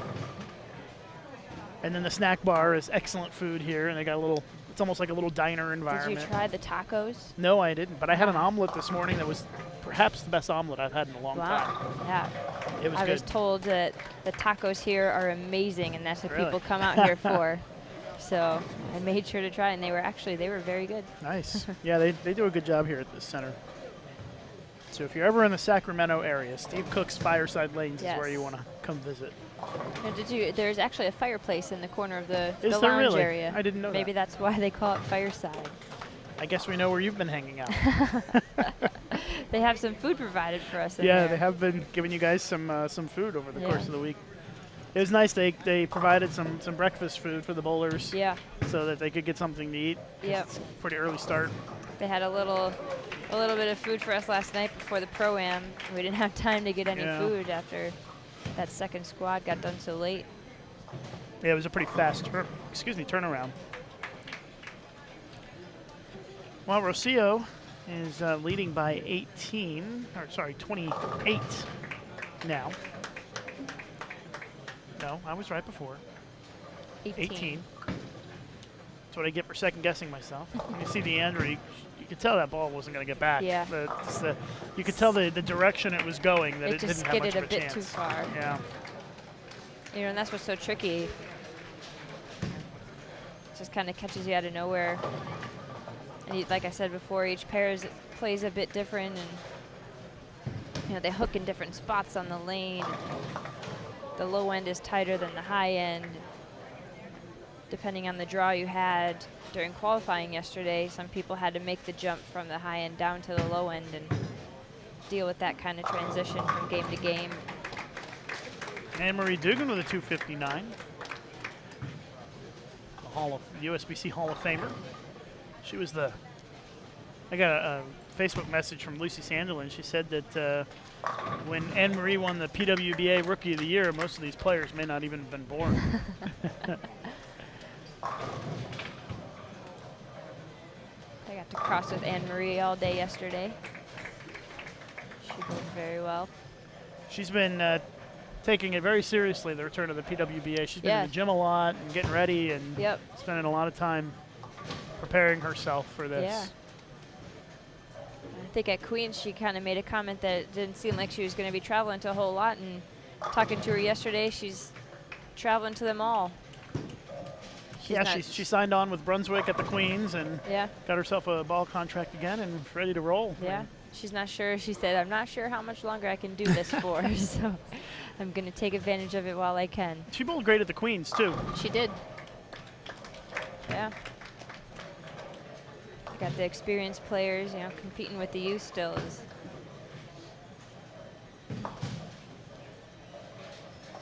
Natalie can strike out for 191. Gets a Brooklyn, and if Natalie strikes out, that would force Rocio to mark. 170 for Deandra Beatty. So Christina Wendell is going to take an easy win here, looks like, although that's a pretty poor shot. Saw a lot of those this week. You can't throw it hard and right. That's a bad combination. Yes. Really bad combination this week. That is a very easy way to get 6, like Christina just did. Like I said, I can't tell you how many times I've seen the 1, 2, 4, 8 this week sitting here watching the bowling. Well, that was an important shot for Natalie, and she misses the headpin to the left. It looked like she dropped it. Yeah. I haven't seen too many people miss the headpin left this week. No. Obviously did not come off her hand right.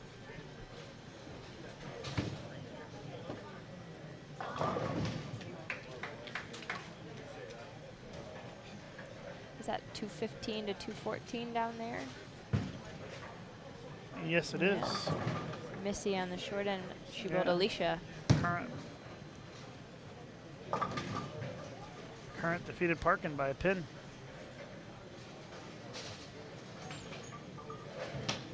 A lot more 200s this game, just not on the TV pairs.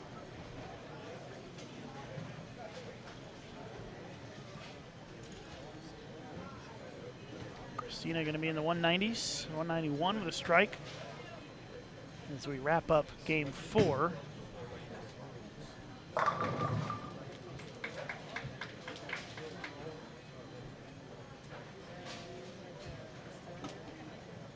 Speaking of youth, with Junior Gold this week, it's a record field again, isn't it? Oh, it's going to be crazy. There's Heard, about 3,500 kids that are going to be there. Unreal. Yeah, it's going to be a crazy event. Yeah. 5 bowling centers. I heard there's a squad with like 10 kids on a pair or something like that. Yeah, it's going to be a long grind. Long days for those kids this week. Yeah, that starts on Monday. Monday, Tuesday, Wednesday is qualifying, and then Thursday, Friday is advancers rounds and match play, and then TV shows are Friday. They've got TV now for Junior Gold. So. Oh yeah, for ESPN. That's CBS Sports Network. Yeah. for all 3 divisions, U12, U15, and U20. Oh, that's great. And that's for the final matches? Yeah, the championship matches for the boys and the Very girls in nice. each division. Awesome. And they're going to air in August on CBS Sports Network. Okay. Anything to get some spotlight on bowling, that's awesome. Yeah, it should be pretty cool to have the youngsters have a chance to bowl on TV. So that's the reason why I will be in Chicago for Junior Gold next week. I'll be helping with those TV shows, not doing any commentary, of course, but I always my role is behind to the scenes. help out in the truck. Yeah, I get to sit in the truck and make sure that the little score bug in the bottom of the screen. Yeah, I try to help them make sure that's right, and also to help them come up with some statistics to talk about and put up on the screen. It's a very intense job, actually. It's not easy work because the bowling, while it seems like it goes slow, when you're in the TV truck, it goes pretty fast. Goes pretty quick. Especially if something goes wrong and a wrong number gets entered in the score bug, everybody freaks out, and then there's a lot of yelling, and then we fix it. So it's kind of fun, but it's kind of stressful at the same time. Yeah, definitely. Much more involved than live streaming, that's for sure. Rocio 218 to 180. We've got 3 more games to go before the position round.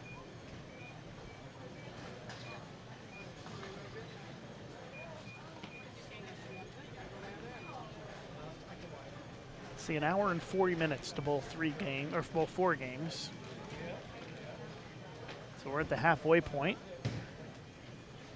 So that would put us at about 3 hours and 20 minutes for the block, which would, but we're going to have a break for the position round. So it looks like we'll start on time. So we should be pretty close to on time. They got to run the lanes. They're supposed to start practice for the step ladder at 6:10. Okay. So they should be pretty close to that, I think. Yeah, and it's a pretty tight turnaround, honestly, for live stream because we've got some things to set up, the camera to run down the lane. Yeah. It would be my preference if we bowled the step ladder tomorrow at 11 or 12, and that would give me some time to be able to set up. But, make the best of it. Yep. You always do. Yeah, that's right. Well, but it is good to have the step ladder tonight because you've got all these people here already. Right. And it can be hard to get all those people back. Get people to come back again. Yeah. Definitely. The crowds are pretty big, and they'll stick around for that step ladder. And it also makes it easier for the women for traveling. You can leave it at any time on Sunday. Yeah, I'm on the 6 a.m. flight tomorrow morning. Oof. Going to Chicago, and it's going to be a bright and early day for you. Yeah, a long day.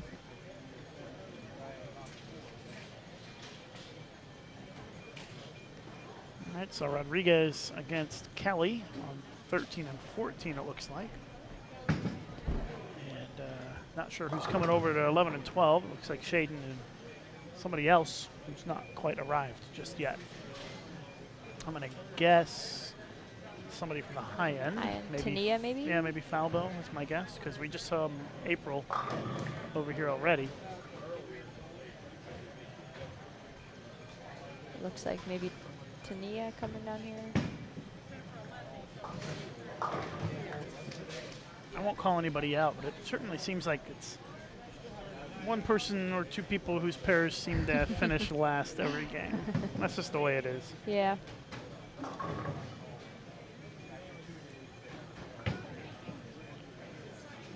All right, so Megan Kelly ready to start things off. She's at plus 266. And Maria Jose Rodriguez at plus 423. And that's just amazing to me that Maria's gotten to 423, considering that earlier today she was at like 70 something. Yeah, she was. And she started with. She was the last player in. She was at 122 to start the day. Yeah. So she's made a big move. I think Maria started this morning with a 140 game, she said. Yeah. That would explain why I saw her at around plus 70 something. She finished the block classes earlier today with 279. Got her right back up there, must have.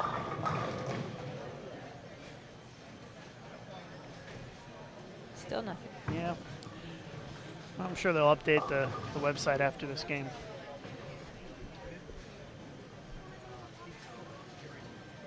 Somebody probably got called away from the computer or something. And yeah.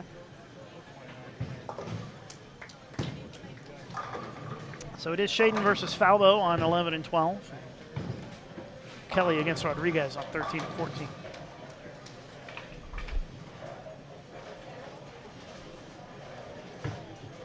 You're watching the PWBA Storm Sacramento Open, live from Steve Cook's Fireside Lanes in Citrus Heights, California, just outside Sacramento. We are in game number 5 of 8 in our second round of match play. Game 8 in this round will be a position round. So that would be 1 versus 2, 3 versus 4, 5 versus 6, et cetera, on down the line for the last game to determine who makes it onto the show this evening, which is scheduled to start at 6:30 p.m. Pacific time, 9:30 p.m. Eastern. So we hope that you will join us here on Bull TV on Extra Frame. Yeah, stick around, share the link, let everybody know. It's the first event of the year and lots of excitement around it. And if you can't watch it live tonight, it'll be available on demand on Extra Frame. And also a few days after the event, we'll put it on Bull TV as well. Oh, nice. Put all of the live streaming on Bull TV, the qualifying, match play, and also the Stepladder finals. Oh, probably on Wednesday, I think. Yep.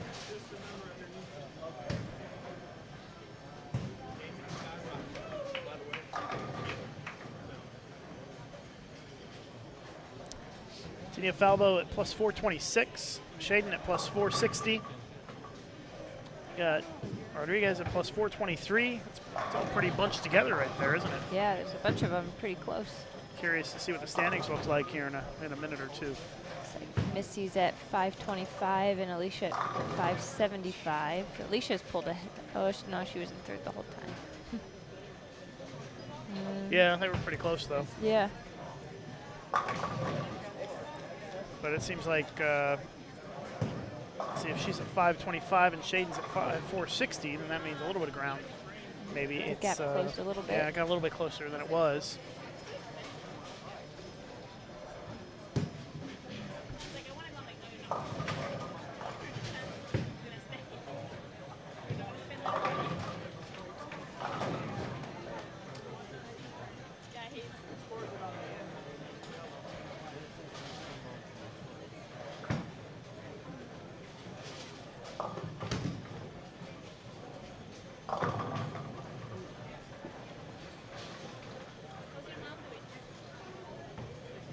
I see what happened. They updated the wrong file.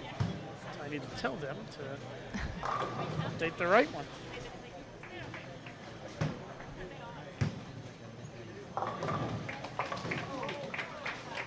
Oh, Megan almost made it. Had that pin go right in front of the 10. A lot of washouts left this week, and the head pin gets wrapped around the 10. And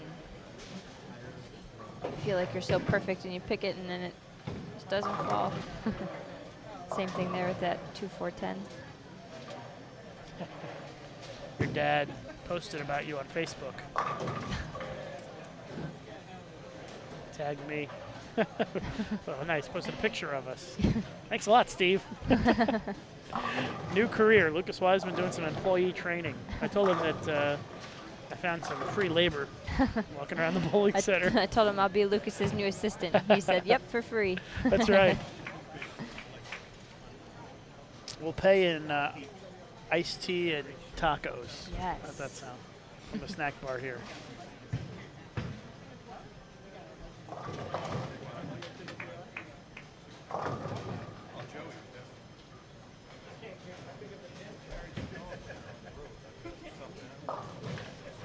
All right, I'm going to step away for a quick second and go make sure that they know to update the right file, and we'll be back with you in just a moment.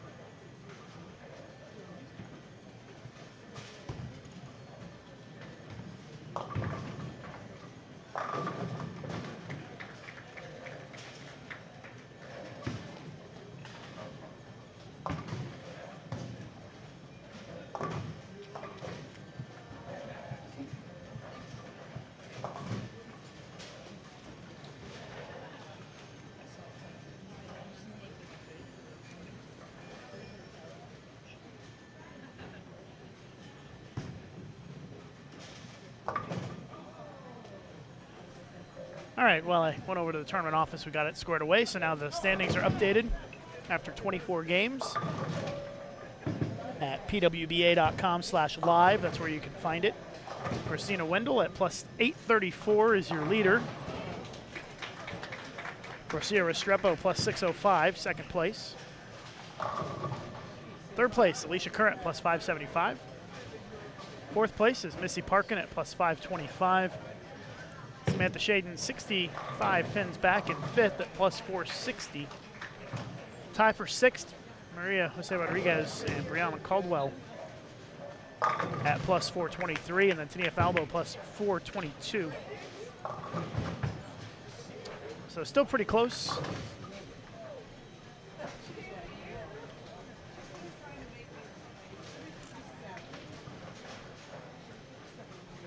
With games 5, 6, and 7 to go before we have the position round, game 8. I want to say thank you to Britney Hamilton for sitting in with us for a few games. Always a pleasure to talk to Britney and have somebody in to help some commentary.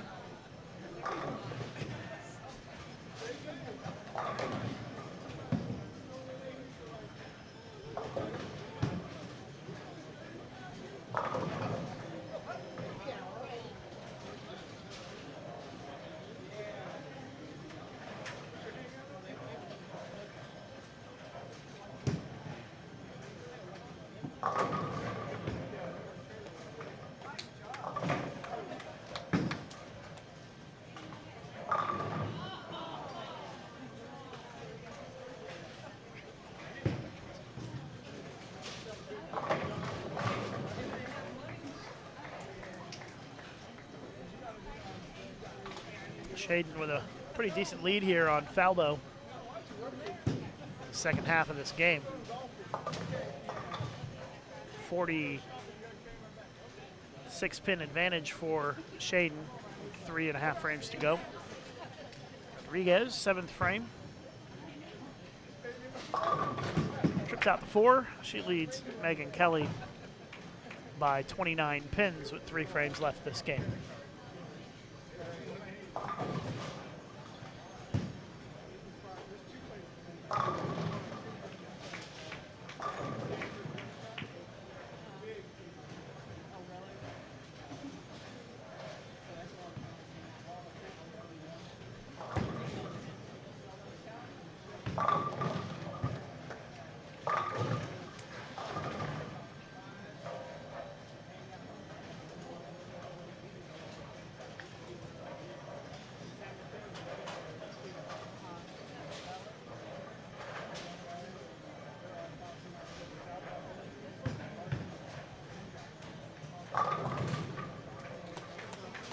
Rodriguez with a 5 pin.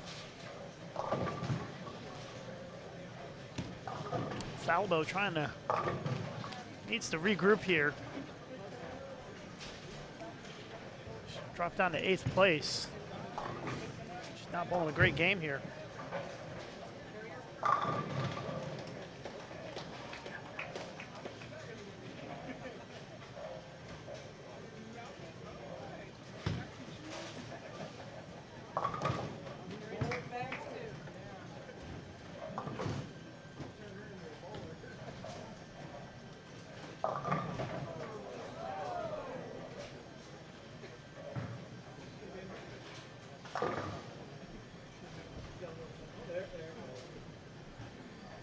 Follow along the live scoring at pwba.com/live.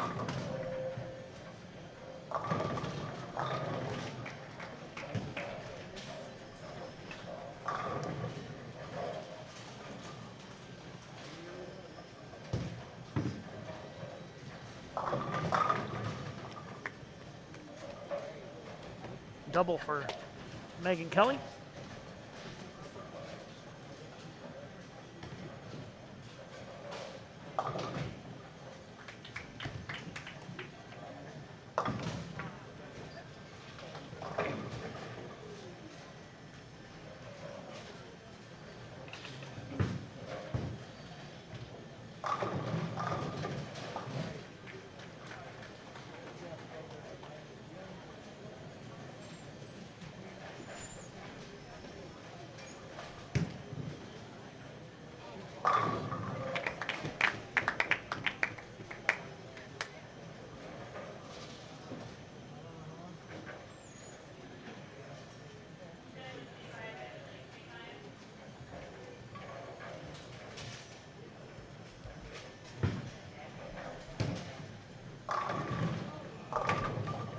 Well, 5-pin falls forward for Samantha. She's up by 60 this game.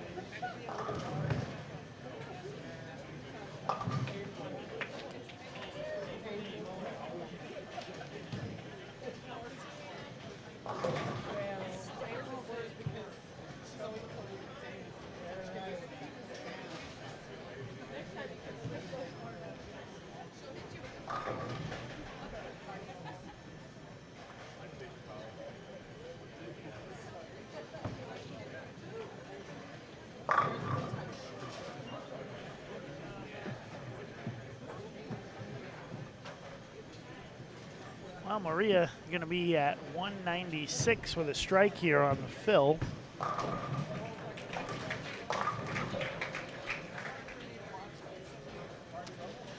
.194 is what Maria finishes with. And Megan Kelly can strike out for 207. So Megan will need the first one in the 10th. And then it's a good count on her second shot.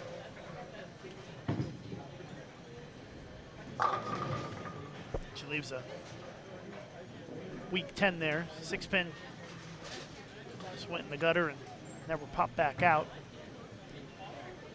So Maria Rodriguez going to survive, pick up a win here with a 194 game.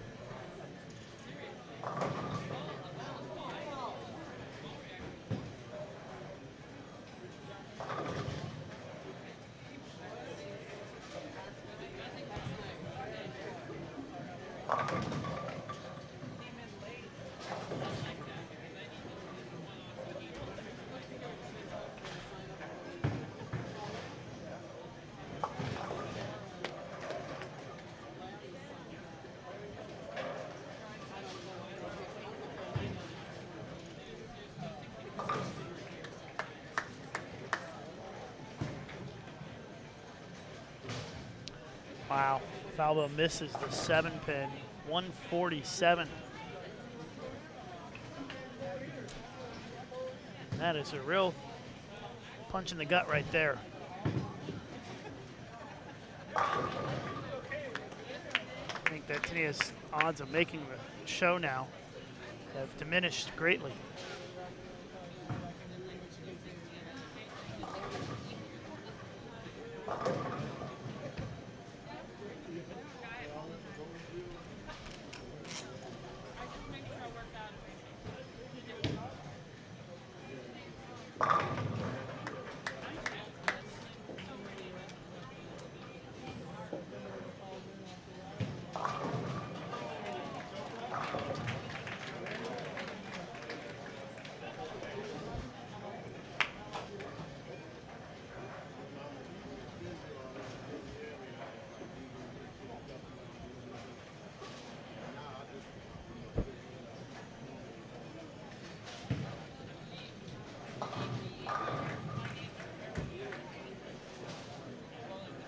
Shaden closing out here, game 5. 2 more games to go before our position round.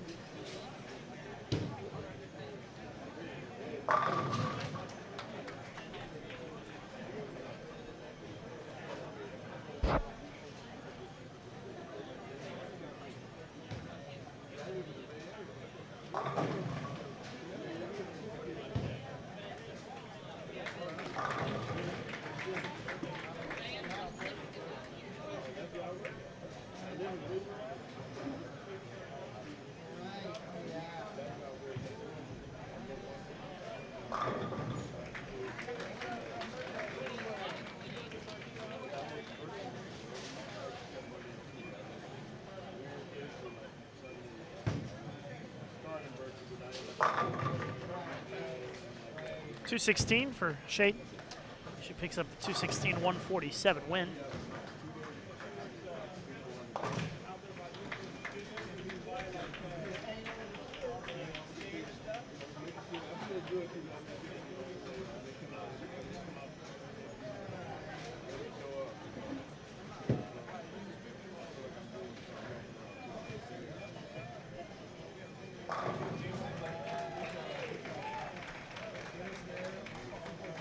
Garcia Restrepo going to be in the 190s this game with a win. Alicia Current defeated Missy Parkin 216-212.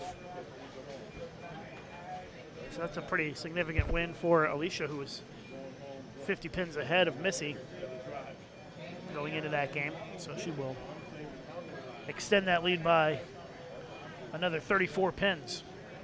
So she'll be up by 84 on Missy going into the last few games.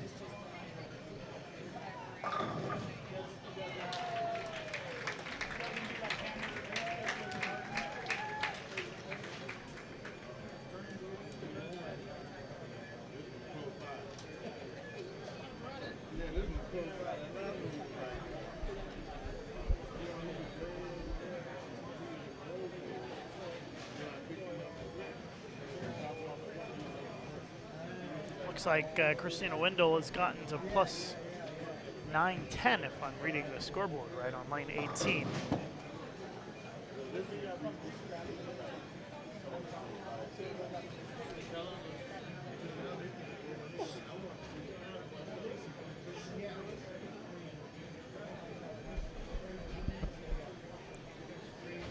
So two bowlers moving in. Should be getting started here in just a minute with game number 6.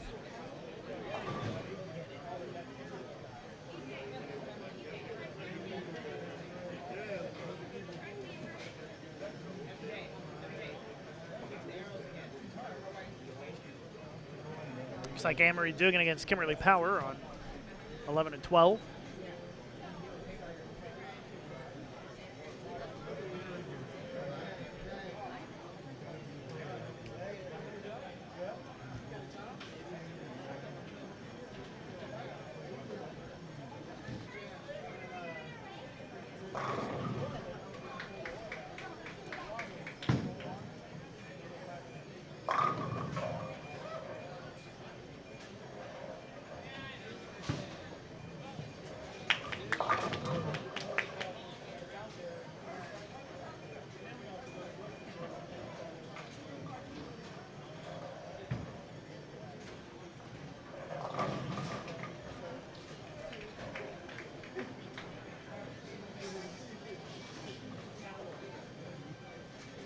Gonna have Missy Parkin, 13 and 14.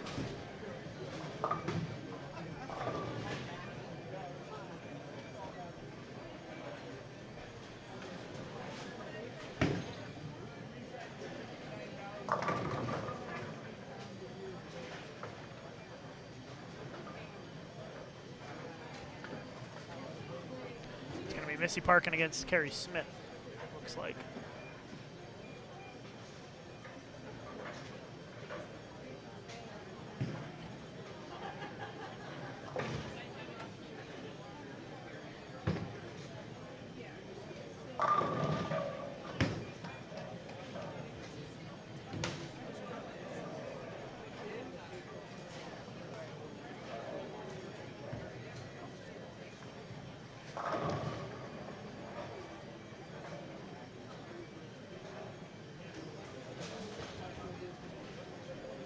Parkin at plus 537. Smith at plus 137. Dugan plus 382. Power plus 170 on our featured pairs.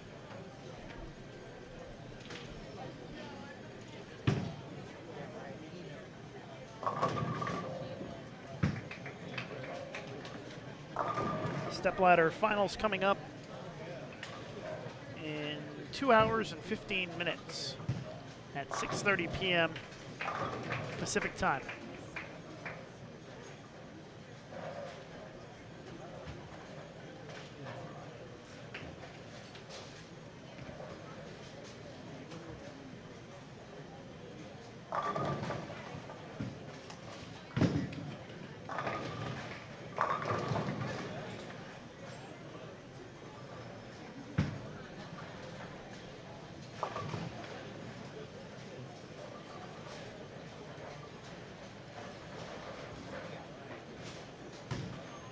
Standings are updated after 25 games.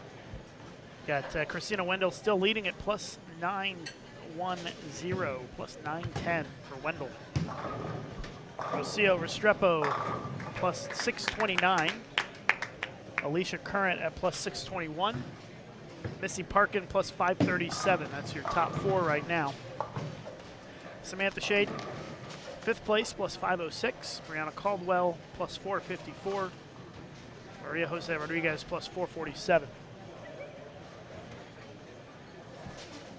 So you got 3 players within 90 pins of 4th.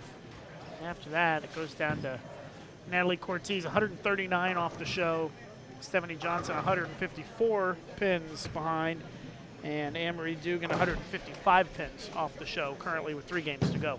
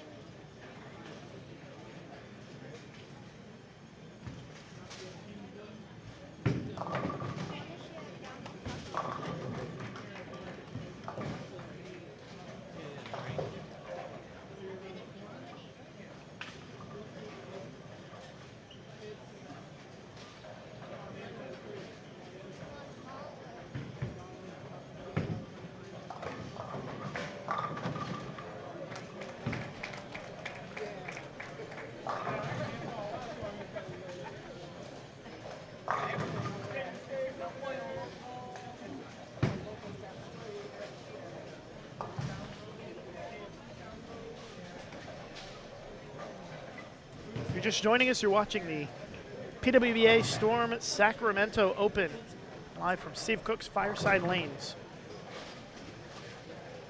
I'm Lucas Wiseman. Thanks for joining us. We are in the home stretch here of match play, game 6 in this afternoon second round of match play. After this, we only have one more game to go before the position round, and then that'll set us up for the Stepladder finals.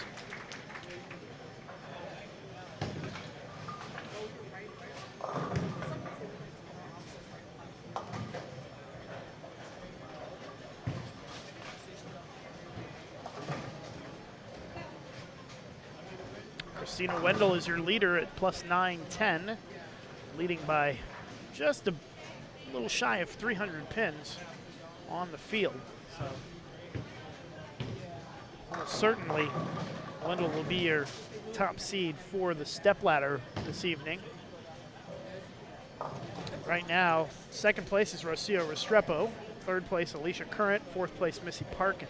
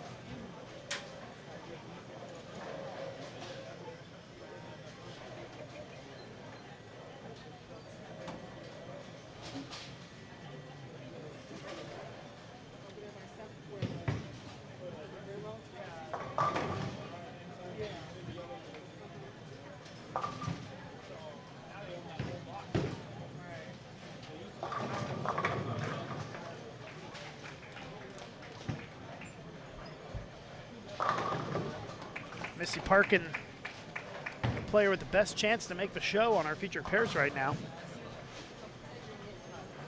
Sitting 31 pins ahead of Samantha Shaden with 3 games to go.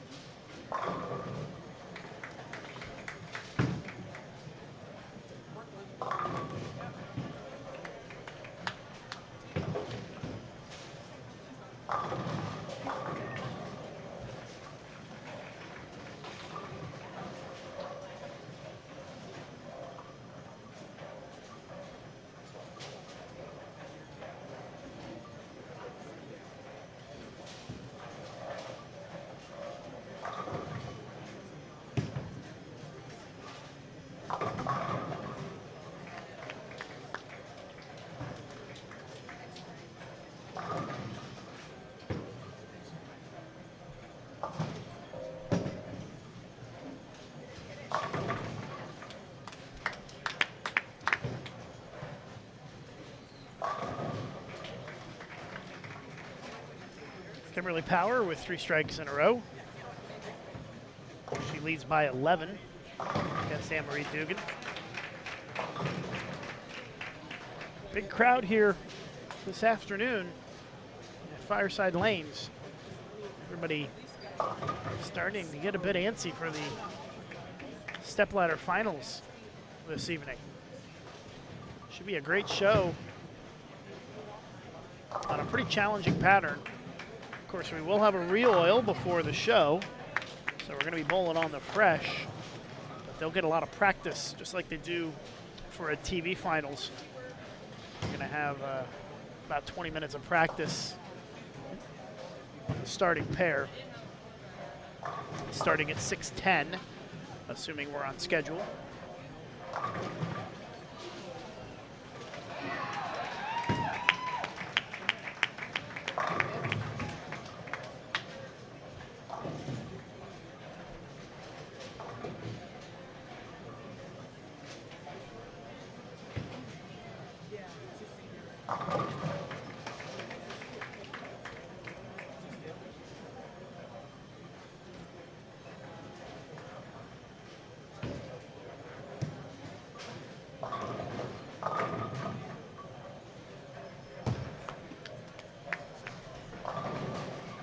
Dugan and Power trading punches here. Lots of strikes being thrown in this match. Anne-Marie with another strike, 4 in a row. Very nice. A very close match right now.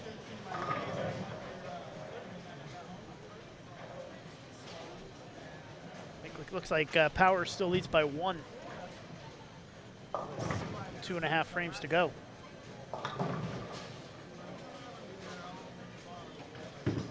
Missy Parkin. There's a strike. She leads by 14 after 4 frames.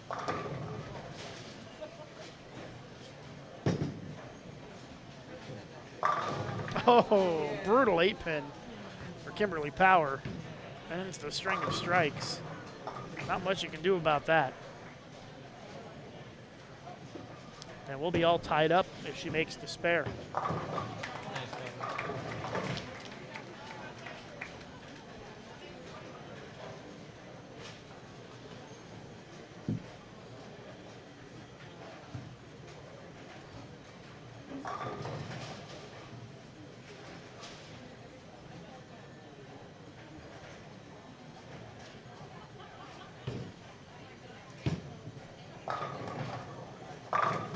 Nice shot, Missy Parkin. Big double.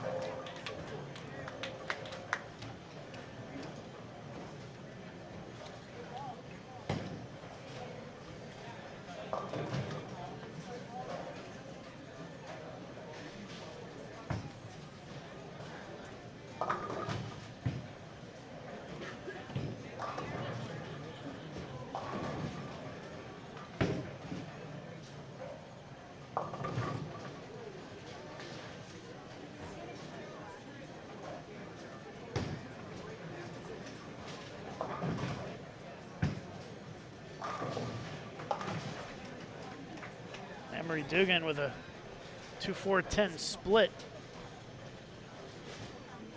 She'll need to convert this if she wants to keep the match close. Well, Carrie Smith with a couple strikes on that left lane, but the right lane giving her some trouble. Emery's going to give this a run and leans that 2-pin against the 10 and does not convert. Now she trails by 15 going into the 10th.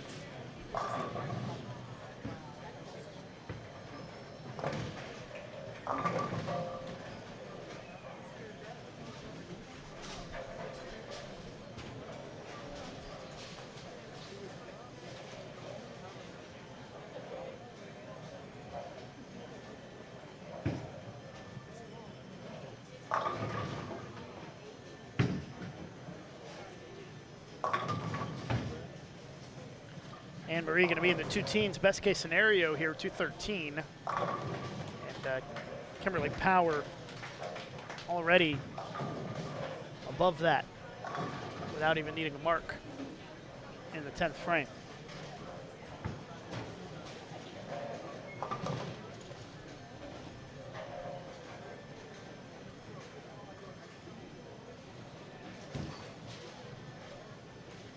Parkin trying to convert the 10-pin here, leading by a pretty hefty margin, about 35 pins or so.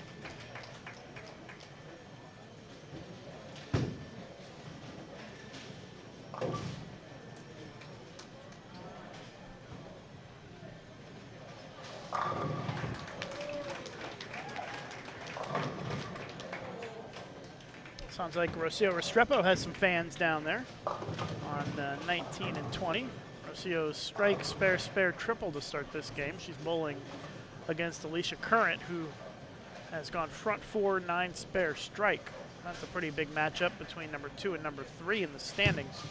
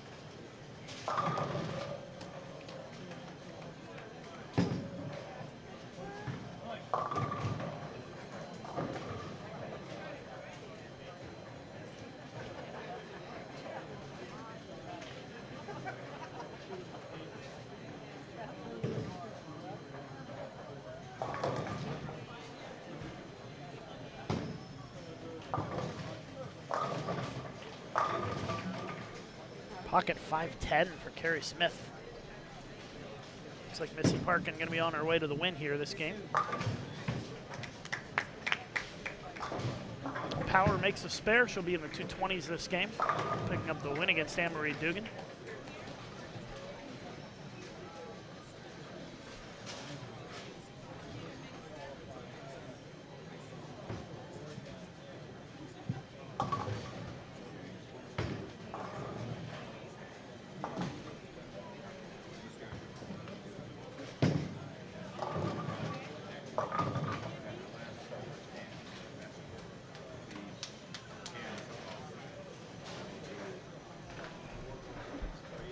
.226, 213 Power defeats Dugan.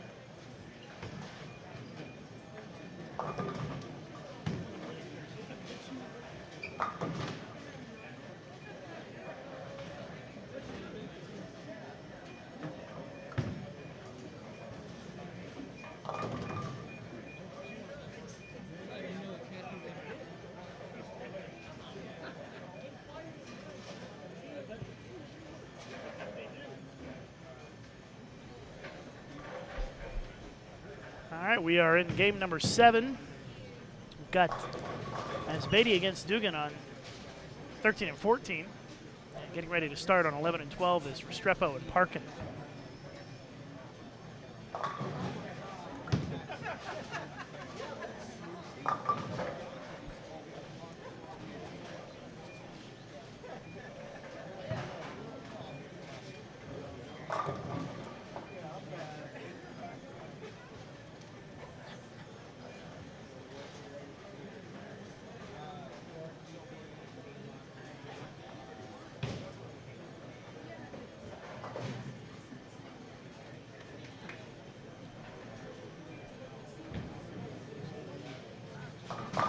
Parkin at plus 571, Restrepo at plus 630.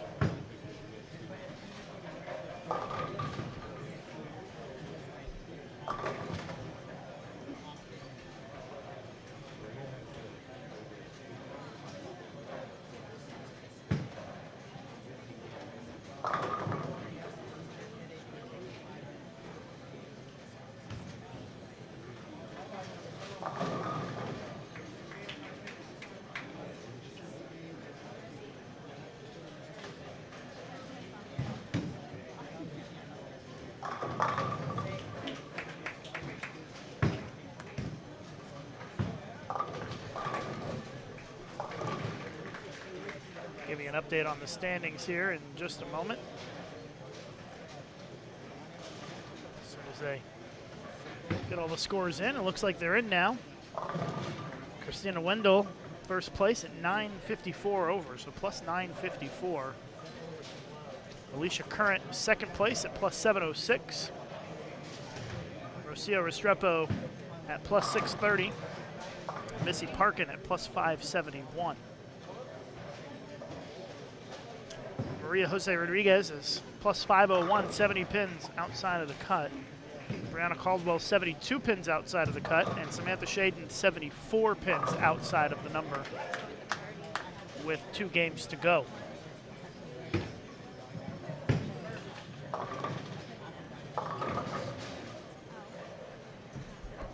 A much better idea of where we stand after this game, but right now Christina Wendell is going to be your top seed, almost certainly.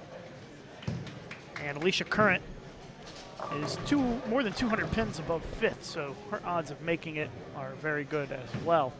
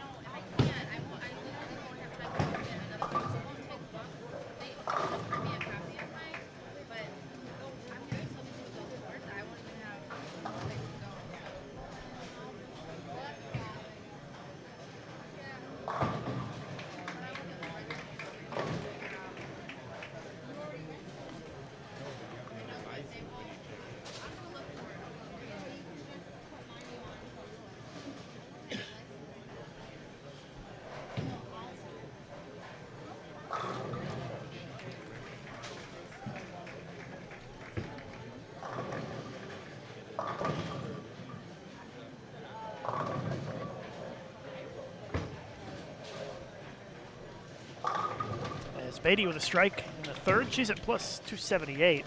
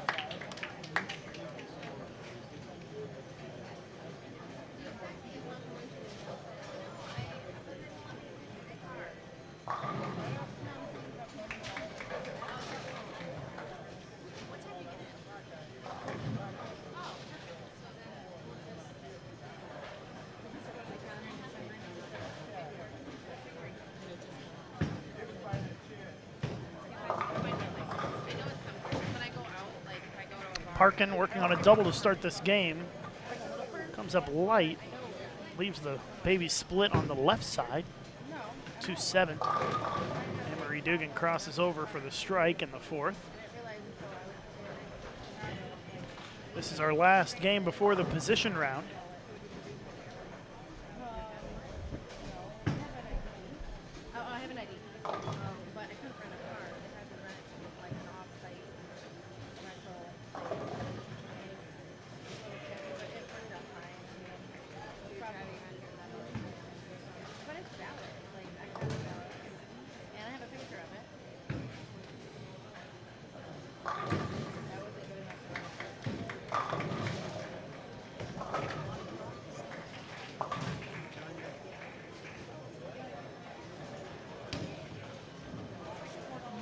Open frame for Parkin in the third as she falls behind by 11 against Restrepo.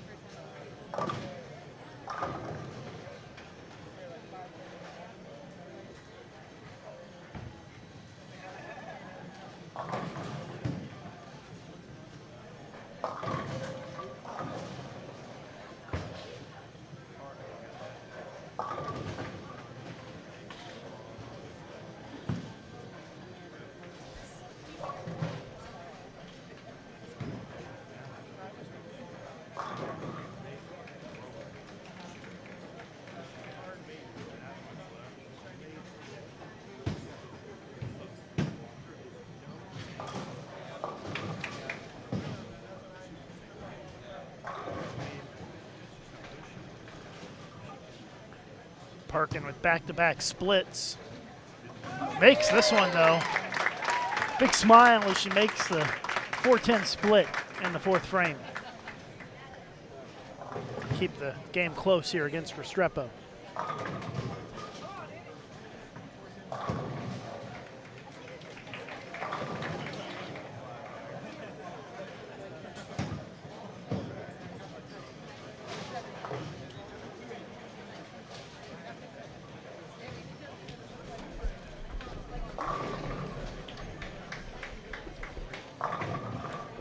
Rocio with a strike.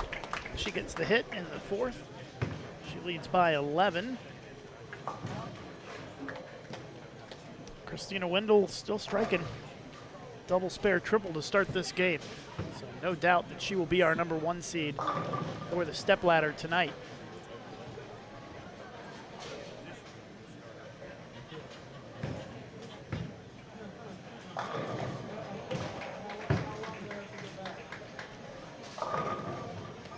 Another strike for Anne-Marie, 3 in a row. She's up by 25 against Asbeidi.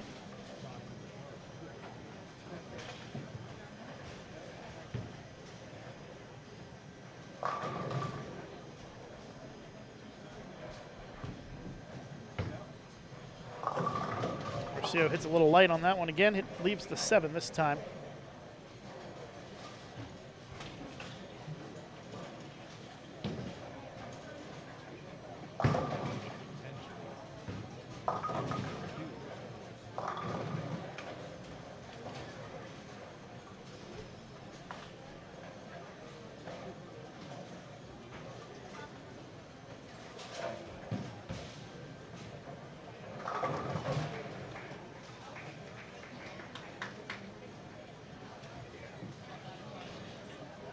Rowe misses the 7.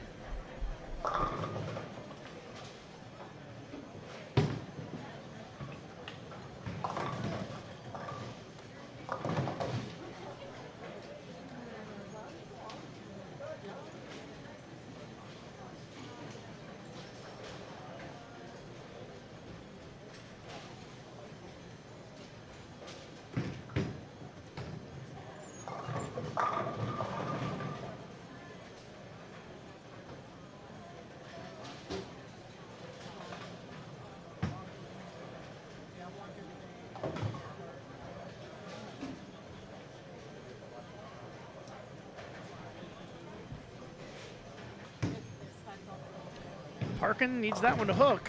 2-4-5. Tell off her hand that it was going to be trouble.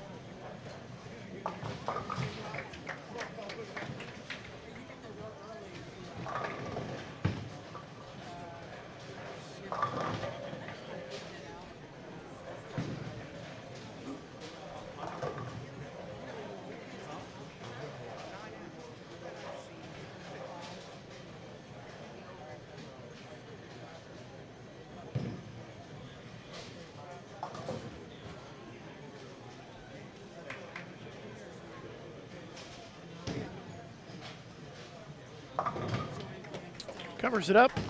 Restrepo still leads by 2 after 5 frames against Parkin.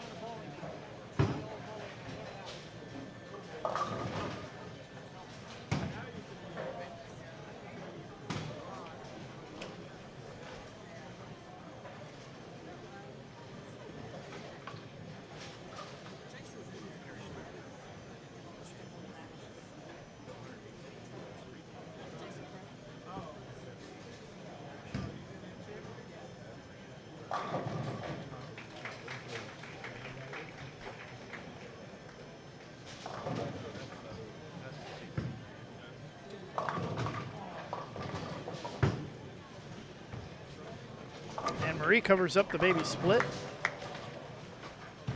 Still leads by 23 against Asbady.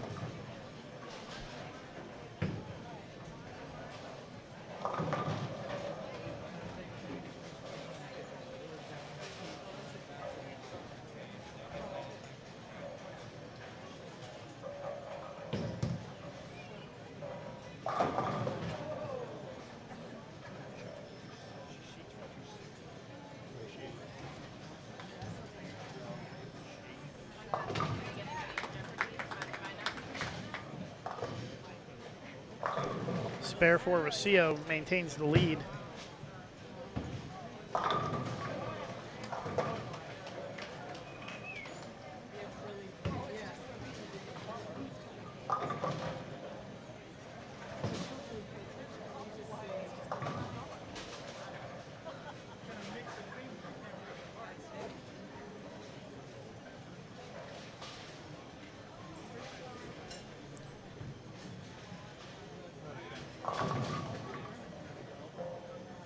Row comes up light, and that match is now even after 6 frames based on the count on that spare. Got one more game to go in match play after this. Position round coming up next.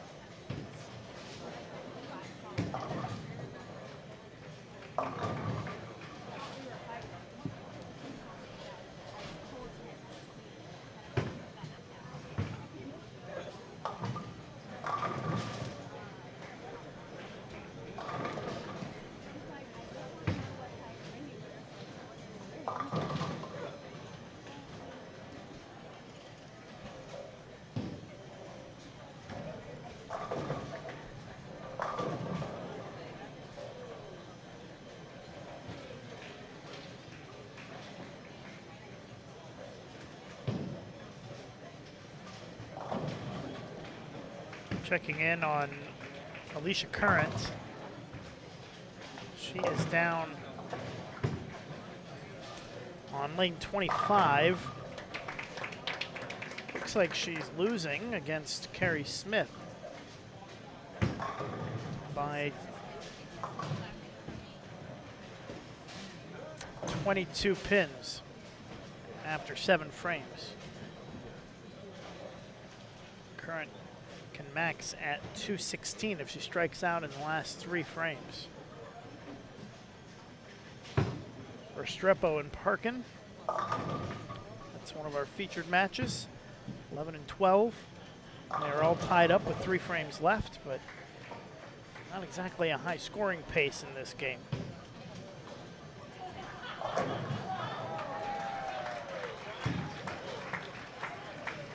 Here's some cheering from the low end, where Samantha Shaden is making a move. She can strike out for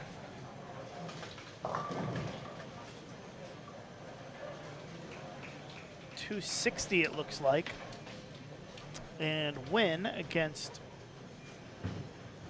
Christina Windle, who had .223.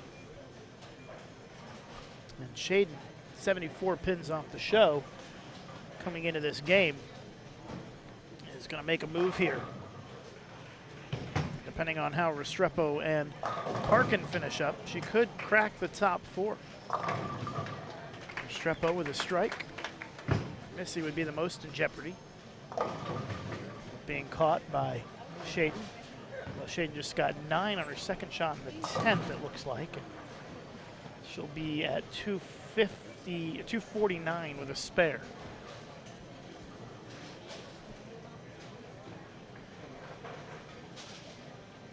Maria Rodriguez.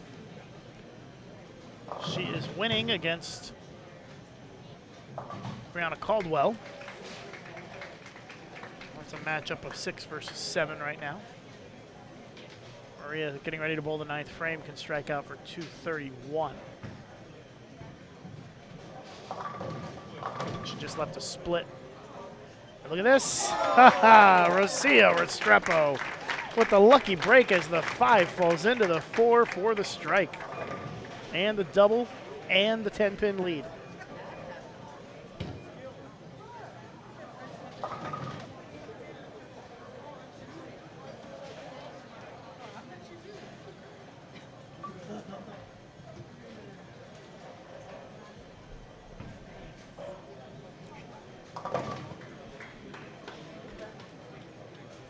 Stepladder finals coming up in about an hour and a half. Live here on Bowl TV on Extra Frame.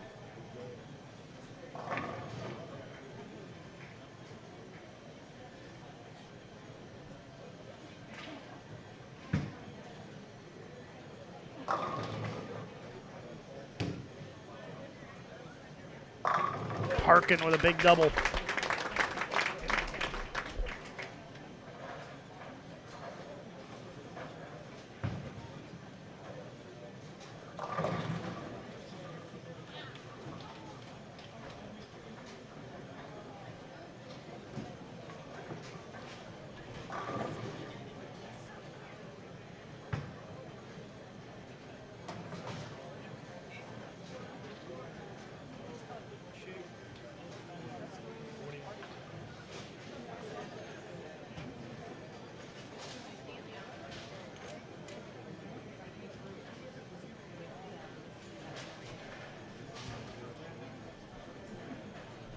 All tied up between Restrepo and Parkin.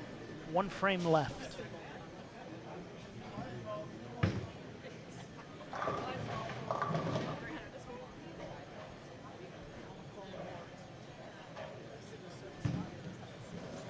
Big matchup here. Missy gets the strike. 3 in a row, and she takes a 10-pin lead.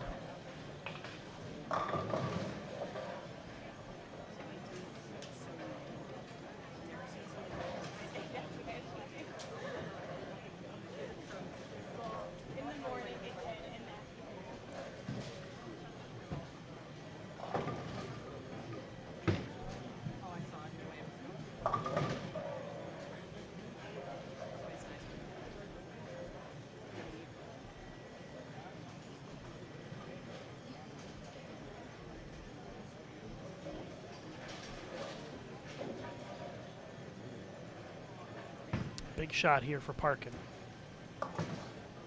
Trying to keep her spot in the top 4 going into the position round. Missy comes up light. The 7 falls backward for the strike. 4 in a row. And Parkin now up 20. Rocio gonna have to match whatever Missy does here if she wants to get any bonus pins out of this thing.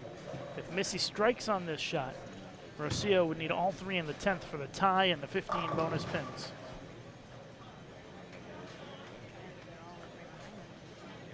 It seems more than likely that Rocio and Missy will bowl each other again in the position round.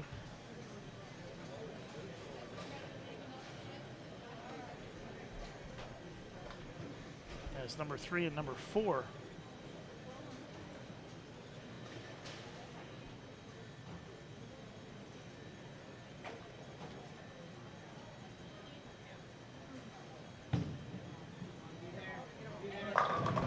She gets 9 on the fill for 222.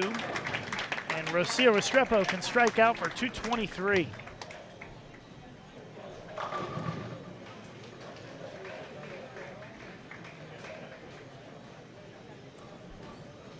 Rocio up and ready to roll here. Needs all three in the 10th to win this game. And a win here against Parkin would put Rocio in great shape to make the show, because it would give her a nice cushion going into that last game. Here is the first one in the 10th. It's good, and it strikes. 3 in a row for Rocio Restrepo, 2 strikes away from the win. This is the most intense it's been here all day long.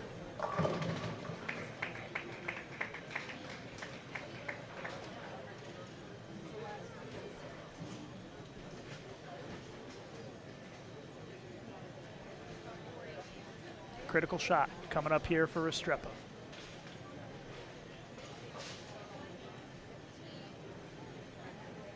If she strikes out and wins this game against Parkin, she would extend her lead to almost 90 pins on Missy going into the last game, securing the number 3 spot. Needs to push, goes high, she gets 8, and Missy Parkin wins the game and the match, and it's going to be really close finish now in the position round. Alicia Current down on lane 25, shot 214 and lost. So both these players made up a little bit of ground on Alicia.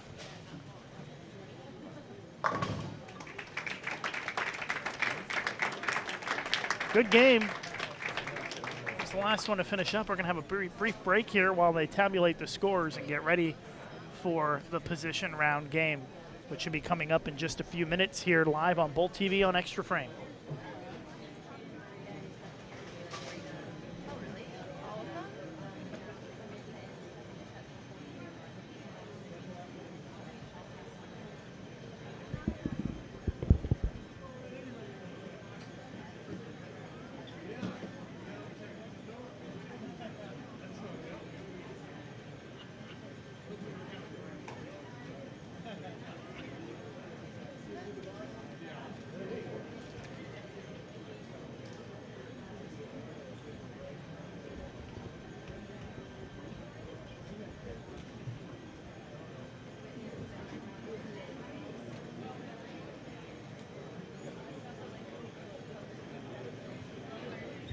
Okay, bowling fans, some exciting competition there. All right, how about a round of applause for our competitors?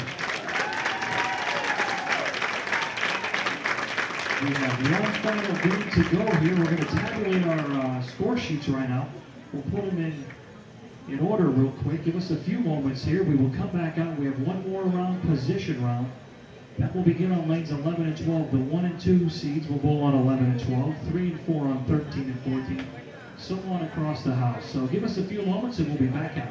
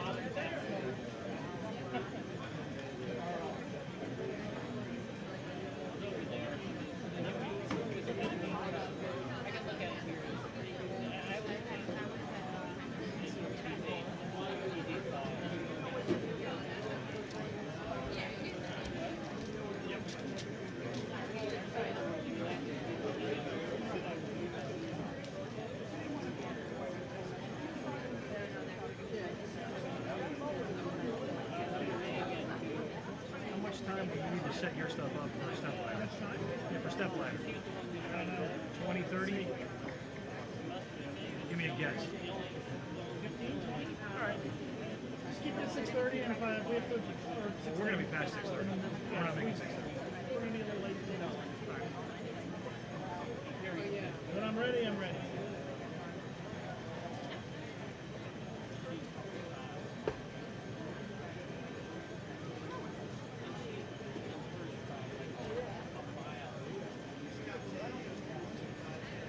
I was starting after your sister, but they would accept you. You accepted it. You sit right there and I'm watching you go accept. I started laughing.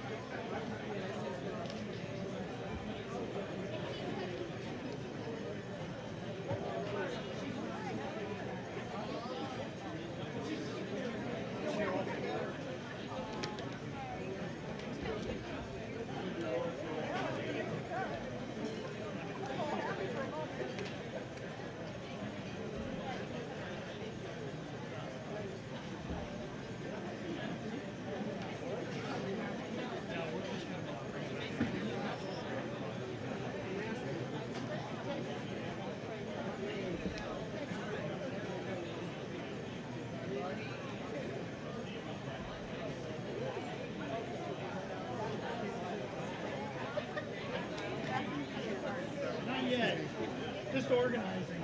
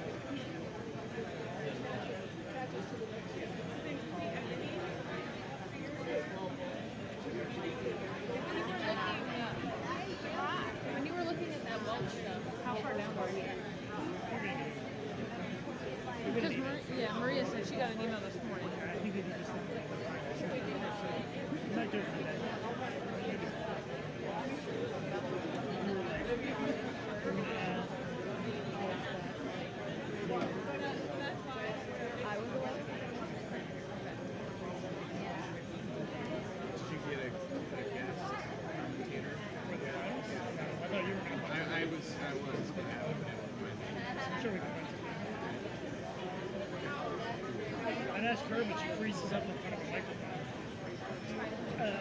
I am way better. I'm left-handed. I don't know what to say. I am way better now than I ever was. What about Megan? Megan's on scores Would you be any good at doing commentary? I don't know. She probably would be, but would she want to after bowling all day? Probably not. Is Leanne here? Yeah, Leanne would be good. She was here. I haven't. She has to go. What about Lindsay? I've never worked with her before. I don't know if she would. I would, because Alicia's gonna make it. She's not going anywhere.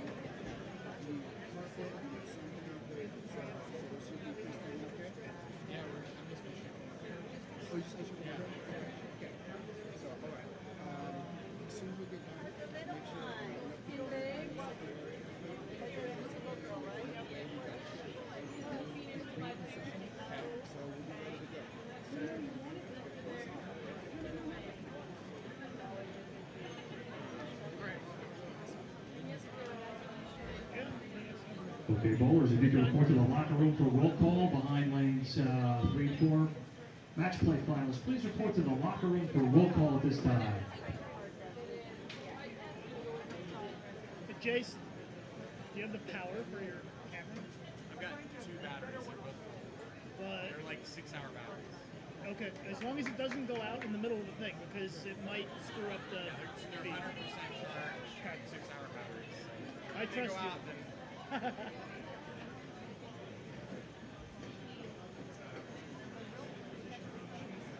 What? Thanks.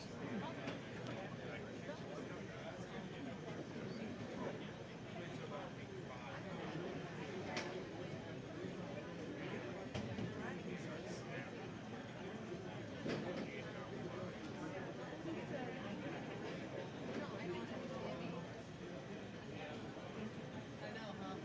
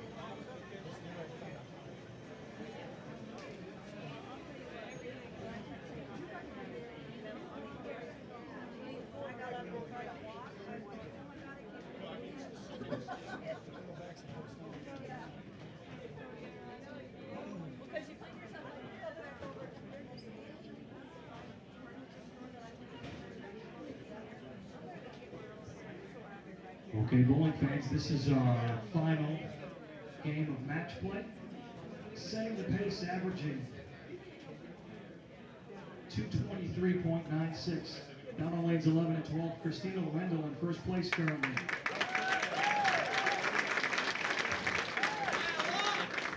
Alicia Current in second place.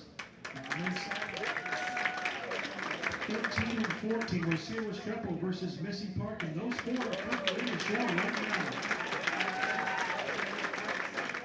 The Paris DeLotte, 17 and 18, in fifth and sixth, Samantha Shaden, Maria Jose Rodriguez, 47 and 73 comes out of the show. Right here at 19 and 20, Stephanie Johnson, Brianna Caldwell, a long shot here perhaps, but they have a chance to maybe get in. All the way up the line here, maybe a chance to get to the stepladder final. I'm positive here. All right, bowling fans, pick out your favorite player. We're going to give them 5 minutes of practice, and then we'll get them going right to the final game. Bowlers, as soon as the lanes are on, you get 5 minutes.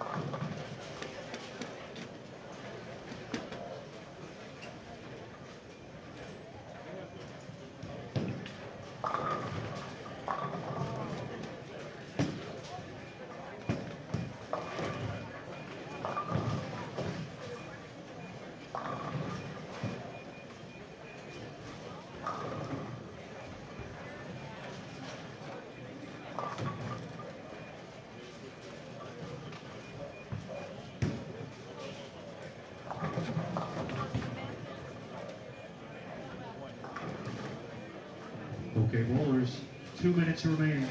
2 minutes left in practice time.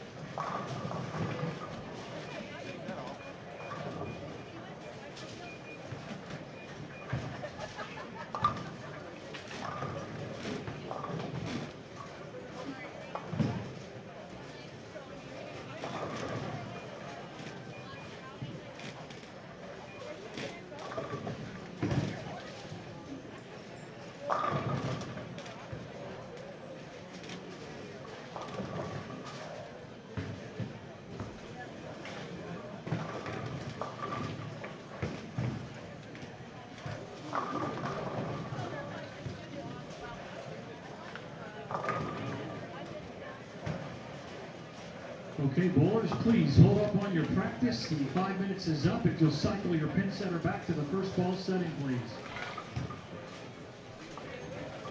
Our practice wrapping All right, up. bowling fans, this is it. This is our final game. Ready to get started with our position round here. Last game of match play to determine our finalists for the Stepladder finals tonight.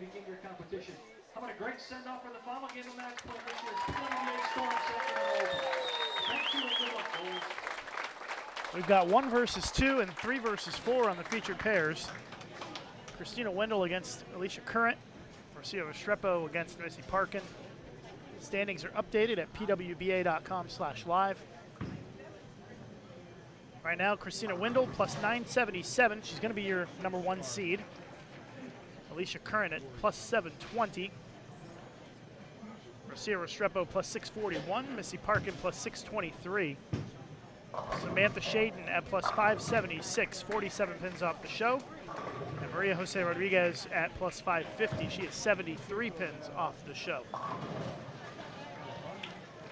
So in all reality, we've got just 2 players outside of the top 4 who still have a chance to make it in. Rocio starts with a strike.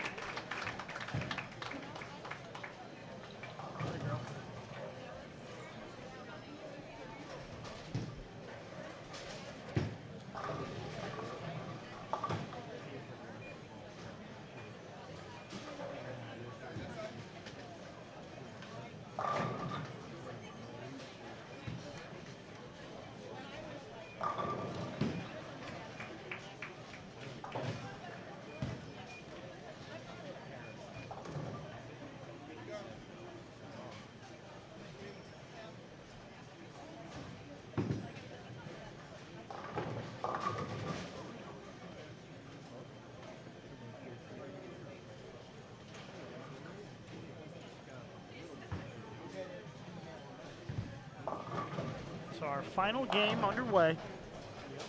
We're watching 1 versus 2 and 3 versus 4. If you'd like to take a look at the live scoring, you can find that at pwba.com/live. You can see any of the scoreboards in the bowling center.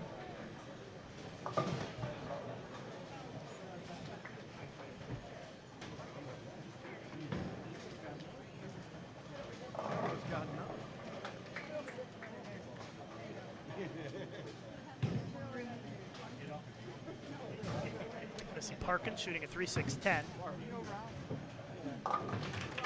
Covers it up.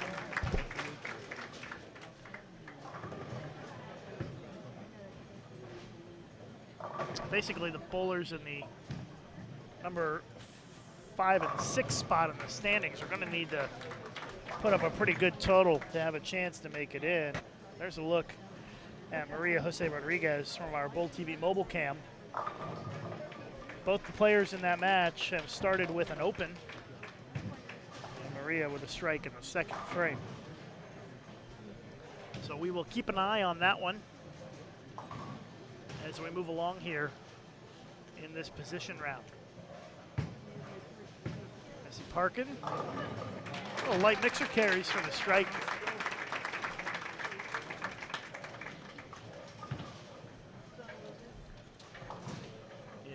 Rocio and Missy both bowl pretty strong games.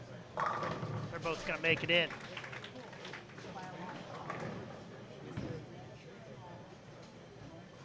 Our stepladder is scheduled to start in an hour. I'm thinking that we're probably going to be a little bit late because we've got to oil the lanes, I've got to practice, et cetera, et cetera.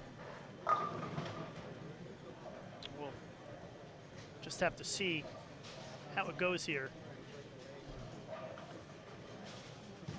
before we know exactly what time we're going to start the stepladder. We certainly will let you know on our PWBA Tour Facebook and Twitter accounts, though, so make sure you follow us on Twitter at PWBA Tour and like us on Facebook at facebook.com/PWBA Tour. Christina Wendell comes up light, leaves the 210. 11 and 12, by the way, is going to be the pair where we have the finals.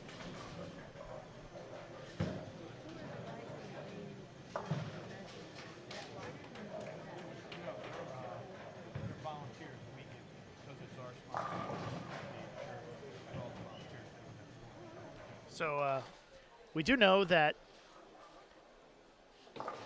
Samantha Shaden trails Missy Parkin by 47, and you get 30 bonus pins for the win.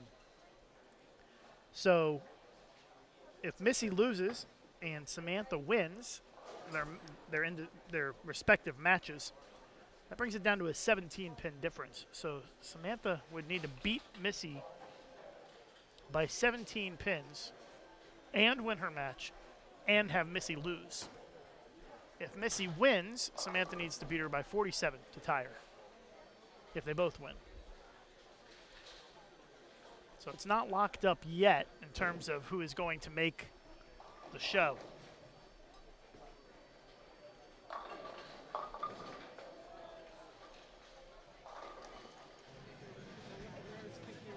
Garcia with a split. Restrepo has a little bit more of a cushion, another 18 pins ahead of Parkin. And Current is 144 pins ahead of fifth, so she's looking pretty solid here, especially considering she has started with the front three. So my guess is it's going to be Christina Wendell as your number 1 seed, Alicia Current as your number 2 seed, and then 3 and 4 to be determined.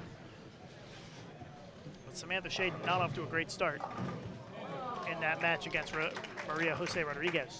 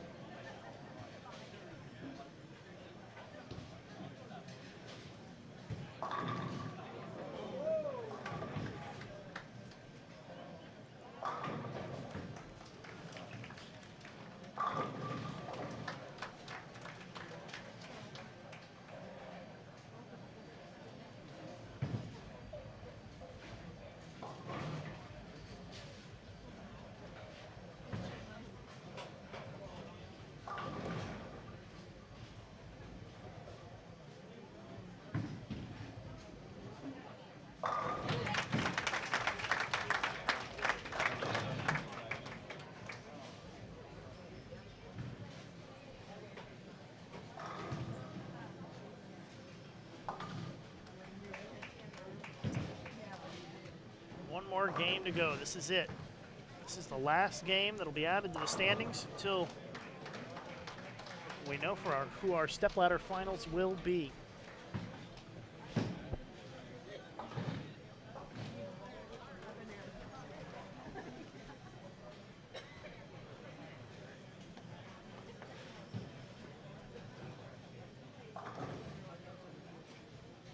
Missy Parkin, spare double to start.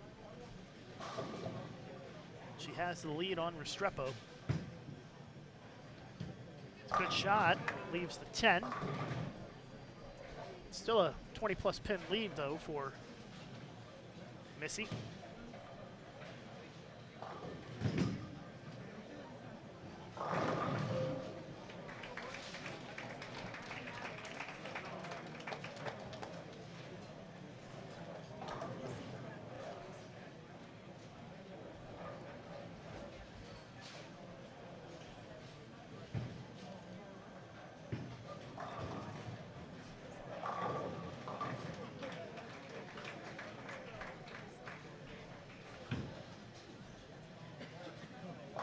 With the spare here, Missy up by 23 this game.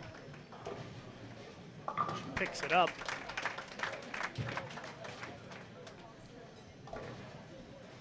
Flip it over to Samantha Shaden. Give you an update on that match. It's a 22-pin lead for Maria Rodriguez after 4 frames. And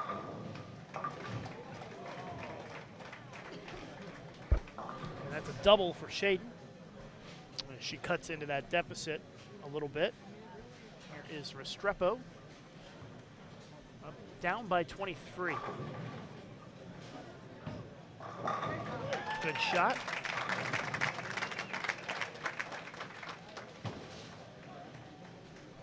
Big crowd here getting into it.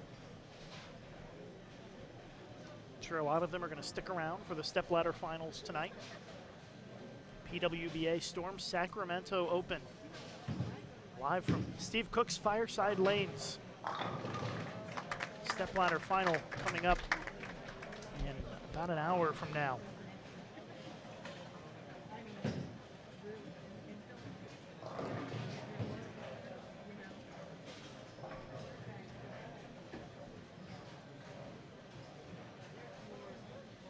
Restrepo looking for a double. Cut that deficit down to 12.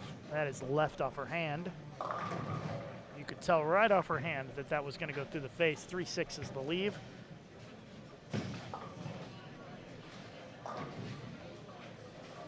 Maria Rodriguez just opened, but still leads by 5 against Shaden, but they're going to need the bowl a little bit better if they want to catch either Restrepo or Parkin.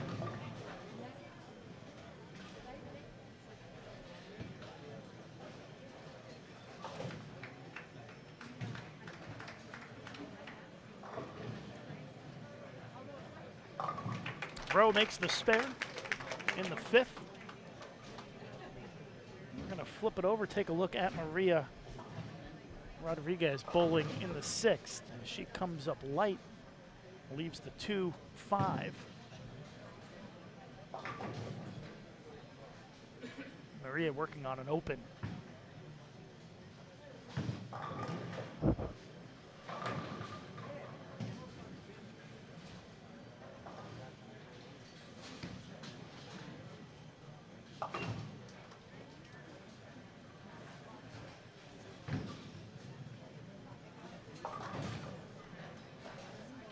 Maria opened again, by the way.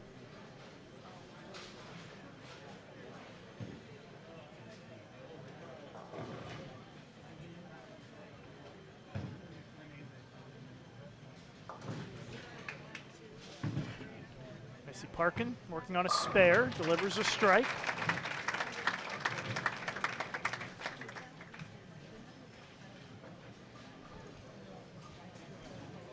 We may learn a little bit more about how this is going to play out based on this shot from Samantha Shaden. She's working on a double, leading in the match against Maria Rodriguez.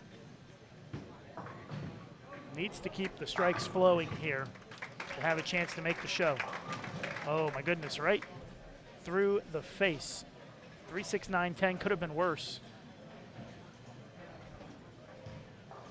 And so she'll be staring down a very difficult spare attempt.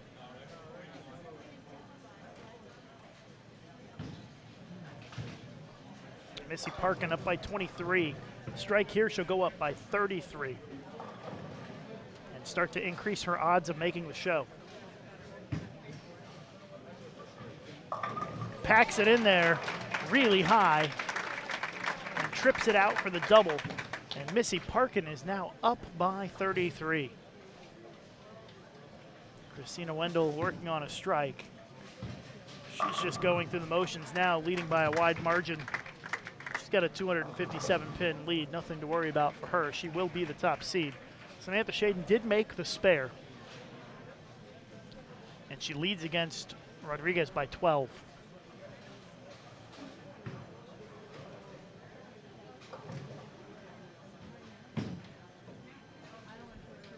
Restrepo. She likes that lane. Rowe lets out a little sigh of relief there with the strike in the 6th frame. If Rocio loses this game and Shaden wins,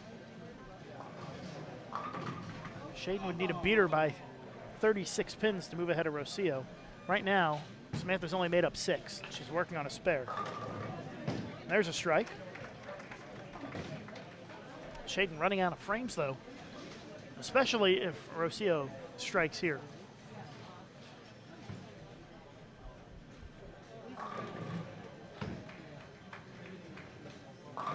Strike here, Restrepo would have a 40-plus pin cushion on Shaden.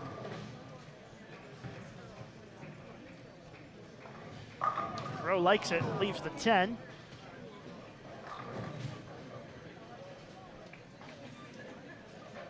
Maria Rodriguez up. She goes high, almost leaves a split.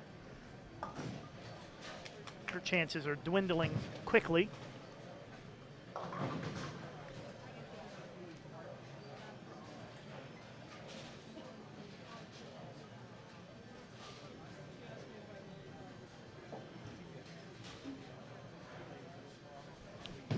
Our stepladder not quite set in stone yet. We're going to have Wendell in the number 1 spot. Looking most likely that Current will be in the number 2 spot. 3 and 4 to be determined. I think it's very, very likely, almost a certainty that Restrepo or Parkin will make it. Right now it's Parkin with the big edge.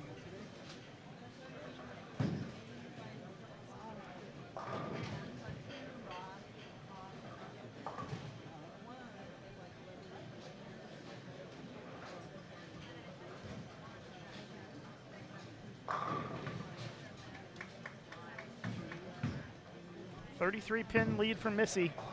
Chance to extend it. Goes high again, leaves the 4 this time. So she's up by 32 with 3 frames to go, assuming she makes the spare.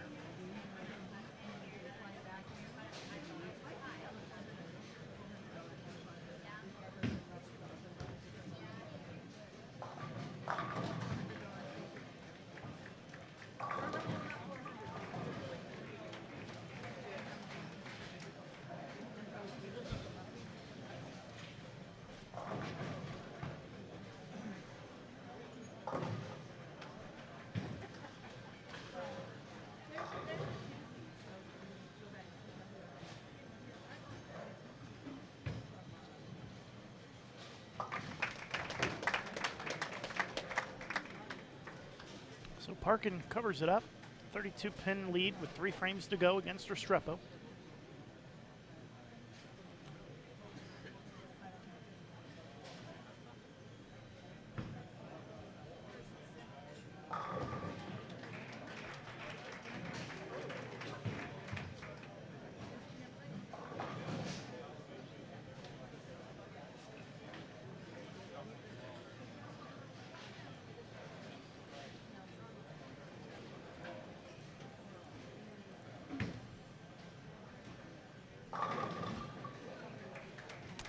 Shaden just tossed a double. It's not over yet. She could still make the show. Missy with a strike in the 8th.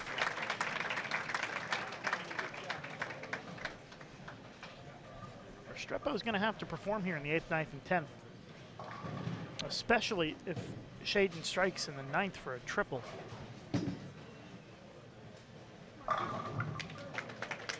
I'm going to show you that shot. It's coming up right now. There is Samantha Shaden up on the approach.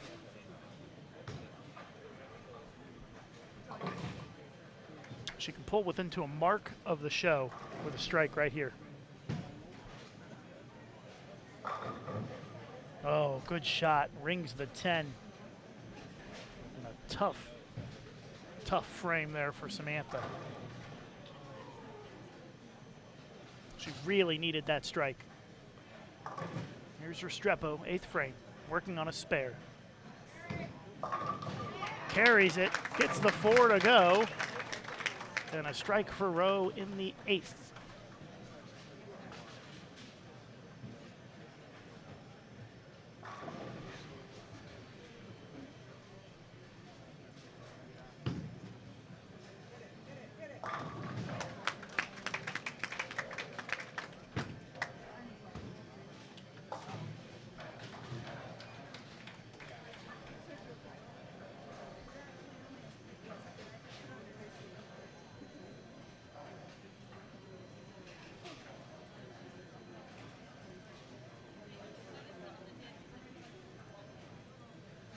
At this point, Restrepo needs 177 to guarantee herself a spot on the show. She's going at a 186 pace. The light hit doesn't carry, leaves the 8.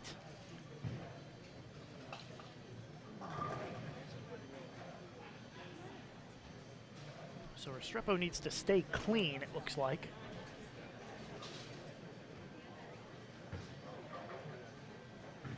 Assuming that Shaden strikes out in the 10th.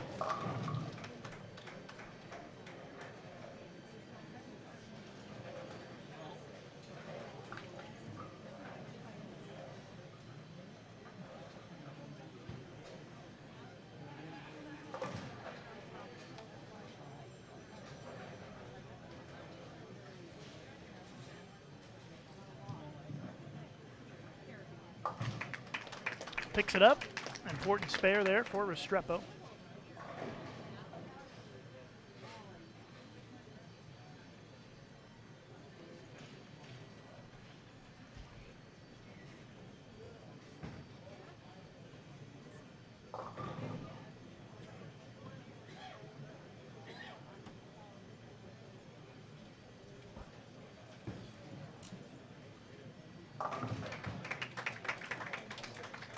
Missy Parkin looking to lock up the number 3 seed on the show.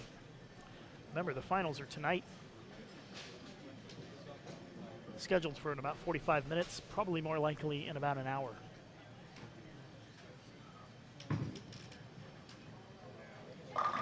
There's a big double out of Missy. Big smile. I think she realizes now that she's going to be on the show. She's up by 42 going into the 10th frame against Restrepo.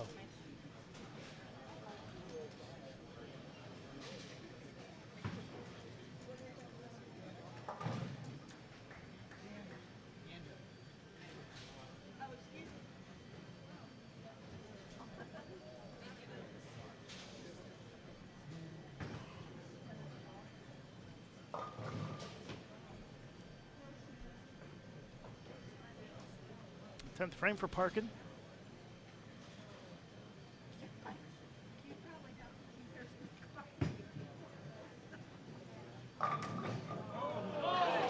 Leaves the 5-pin. The crowd ooh and ahs. Alicia Current up on the approach. Messenger coming across, a very slow Messenger, does not take it out. All right, this is a critical 10th frame coming up here for Samantha Shaden, so we're going to show it to you. If she strikes out, I believe that would force Restrepo to mark in the 10th to make the show. So a critical shot here for Shaden. Needs to have it. Goes a little high, and the 4 does not hit the 9. She does not strike. And it looks like her odds of making the show have diminished greatly.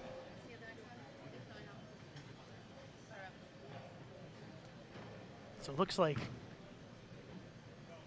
my calculations are correct. It'll be Wendell, number 1, Current, number 2, Parkin, number 3, and Restrepo, number 4.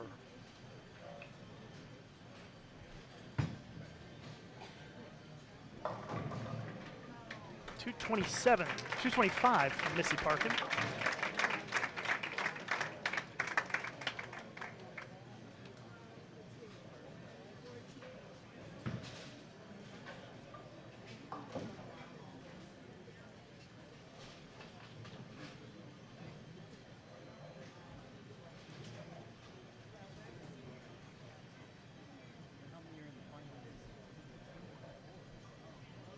Rocio, 10th frame.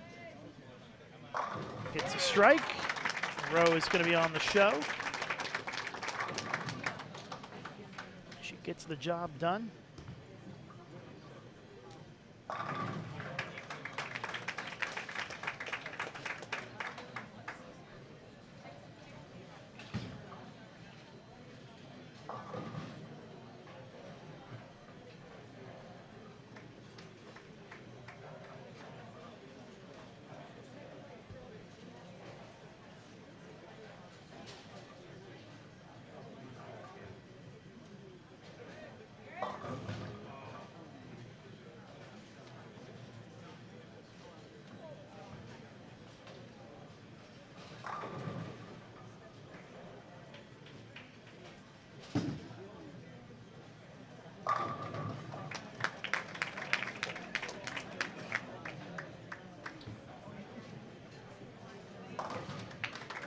Last shot there for Restrepo. She is going to be in the finals tonight.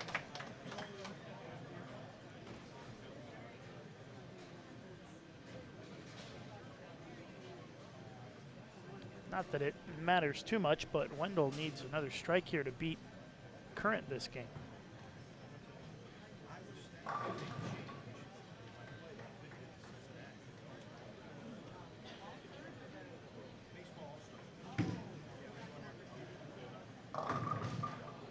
And Wendell comes up light, and Alicia Current is going to win that game.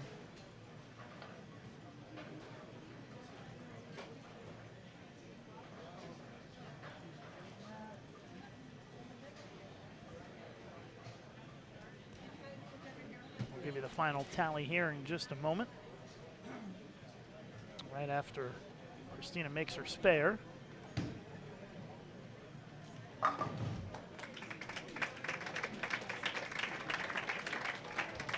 So your top four, Christina Wendell plus 986, Alicia Current plus 764, Missy Parkin plus 678, Rocio Restrepo plus 627 coming up in about an hour or so here live on Bowl TV on YouTube. Sorry, Bowl TV on Extra Frame. All right, it's my pleasure to introduce to you our 4 finalists for our Stepladder final. In the opening match, our number 4 seed, please welcome Rocio Restrepo.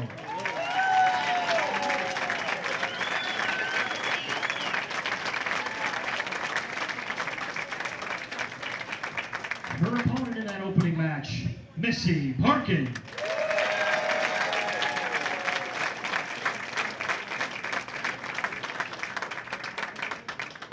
Our number 2 seed, Alicia Current.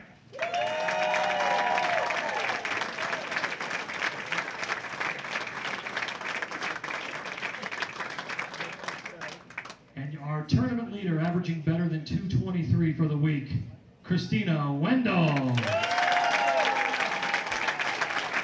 So there's your top 4 for the show tonight. We hope that you'll join us. We'll get started in about, let's see here. Probably within 40 minutes or so. Ladies, thank you. Yeah, so about 40, 45 minutes before we get started. We'll be sure to post a notice on our PWBA Tour Facebook and Twitter accounts.